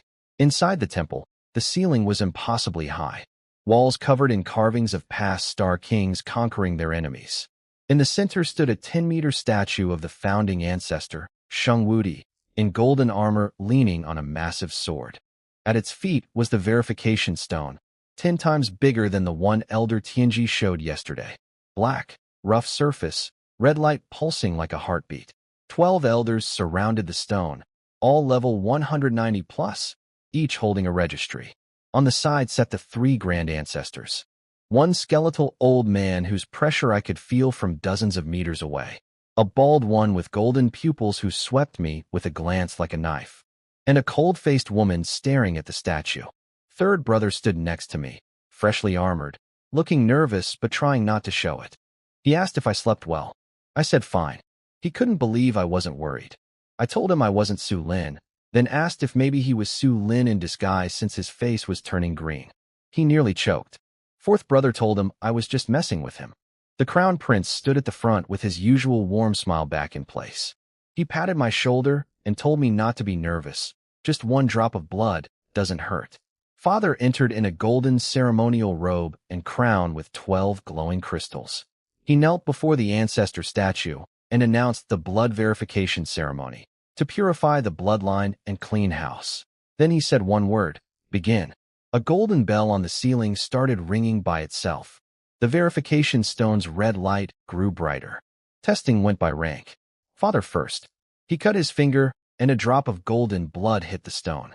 The red light exploded, gold and red light blooming together like fireworks. The bell rang long.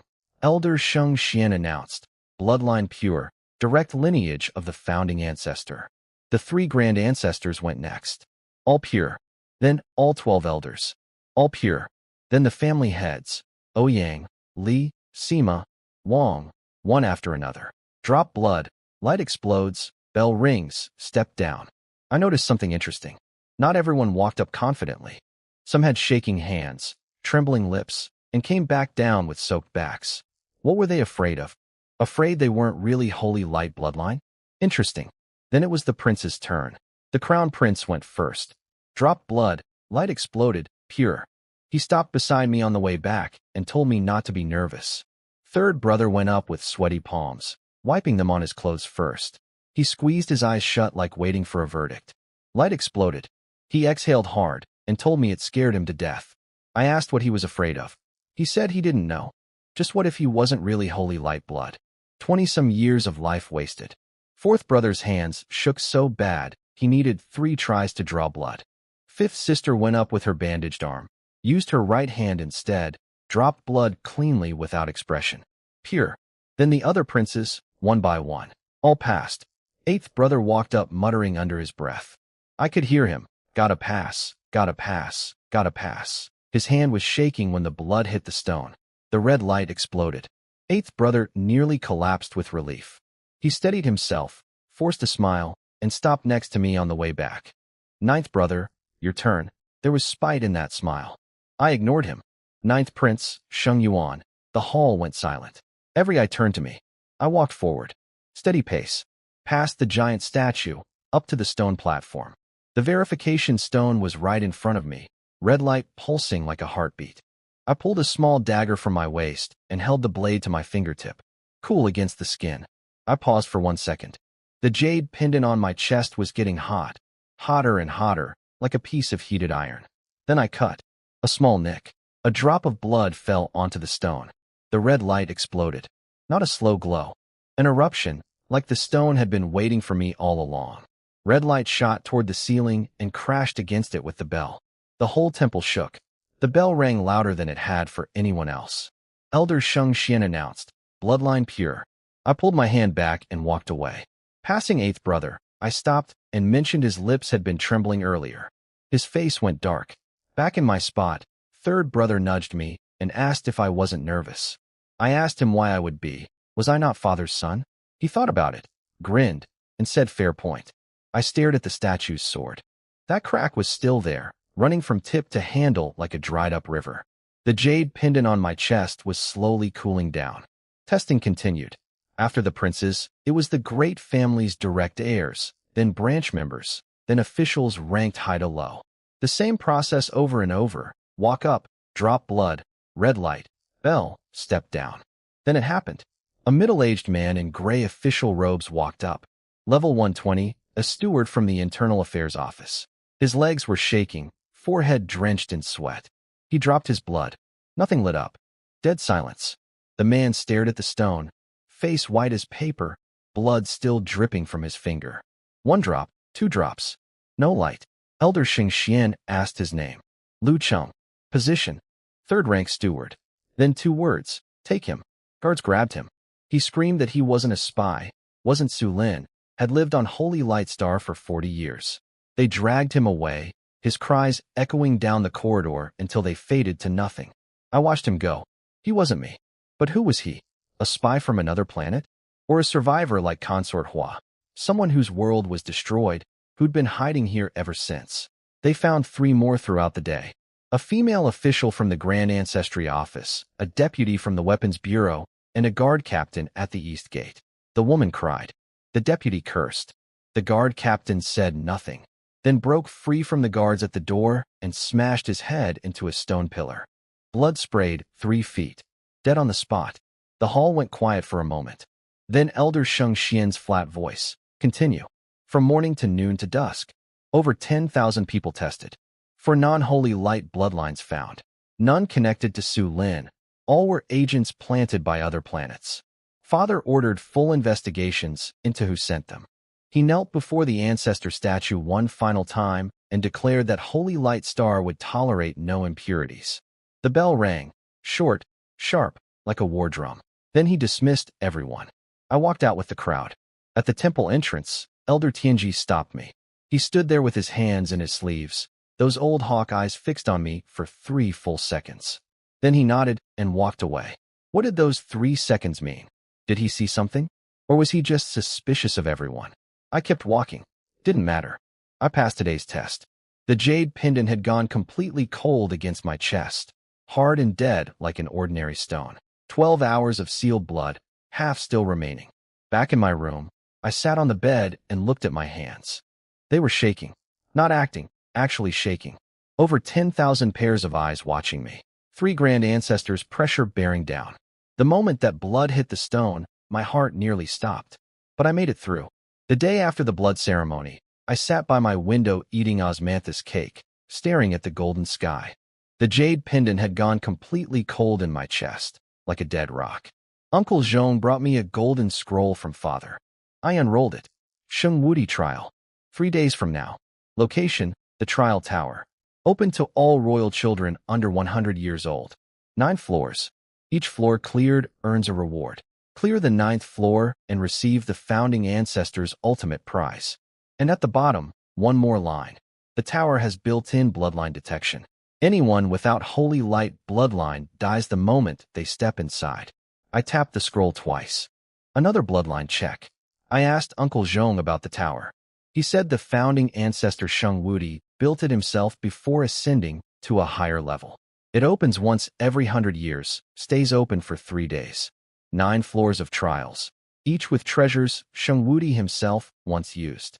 But in millions of years, nobody had ever cleared the 9th floor. Father made it to the 7th. The 3 grand ancestors topped out at the 6th. In the last 10,000 years, barely anyone got past the 5th. I asked if the tower's bloodline detection worked the same as the verification stone. Uncle Zhong seemed surprised I was asking about that instead of the rewards. He said it was similar but much stronger. The stone only tests 1 drop of blood. The tower tests your entire body. The moment you step through the door, if your bloodline is wrong, the tower's divine power shreds you instantly. No time to even react. I told him I understood and sent him away. He mentioned on his way out that Consort Hua wanted me to visit. She'd made osmanthus cake. I leaned against the windowsill thinking. The jade pendant could seal 1 drop of Sheng Yuan's blood and fool the verification stone. But fool an entire tower built by a level 200 god? I had no idea. But if the rewards were really that incredible, treasures from a being who dominated all second-tier planets for 100,000 years, I had to try. Worst case, I lose 1 clone. I ate the last cake and headed to Consort Hua's palace. She had an entire table covered in osmanthus cakes. At least 30 pieces. She watched me eat with her chin in her hands, smiling. Then she brought it up. She knew about the trial. The whole palace was buzzing. 8th brother was boasting he'd reached the 6th floor. 3rd brother said at least the 5th. She asked what my goal was. I said I'd go as far as I could. She stood up and walked to the window. Then she said what I was already thinking. The tower has bloodline detection. Stronger than the verification stone. The jade pendant fooled the stone, but she didn't know if it could fool the tower. I asked if she was sure she didn't know. She said her father gave her the pendant. He'd told her it could seal a drop of blood and merge its energy with the wearer. But it was still an external object, not real bloodline. The stone only checks 1 drop. The pendant could handle that. But the tower might scan the whole person. She couldn't guarantee anything. I stared at the ceiling. There was a thin crack running across it, like a dried-up river. Then she said the thing I already knew. I couldn't skip it. I was the 9th prince with a god-level talent. The trial happens once every 100 years and all royals must participate. If I don't go, father would wonder why. 8th brother would wonder. The whole court would wonder. Not going means I'm hiding something. Hiding something means there's a problem. She was right. I had no choice. I had to go.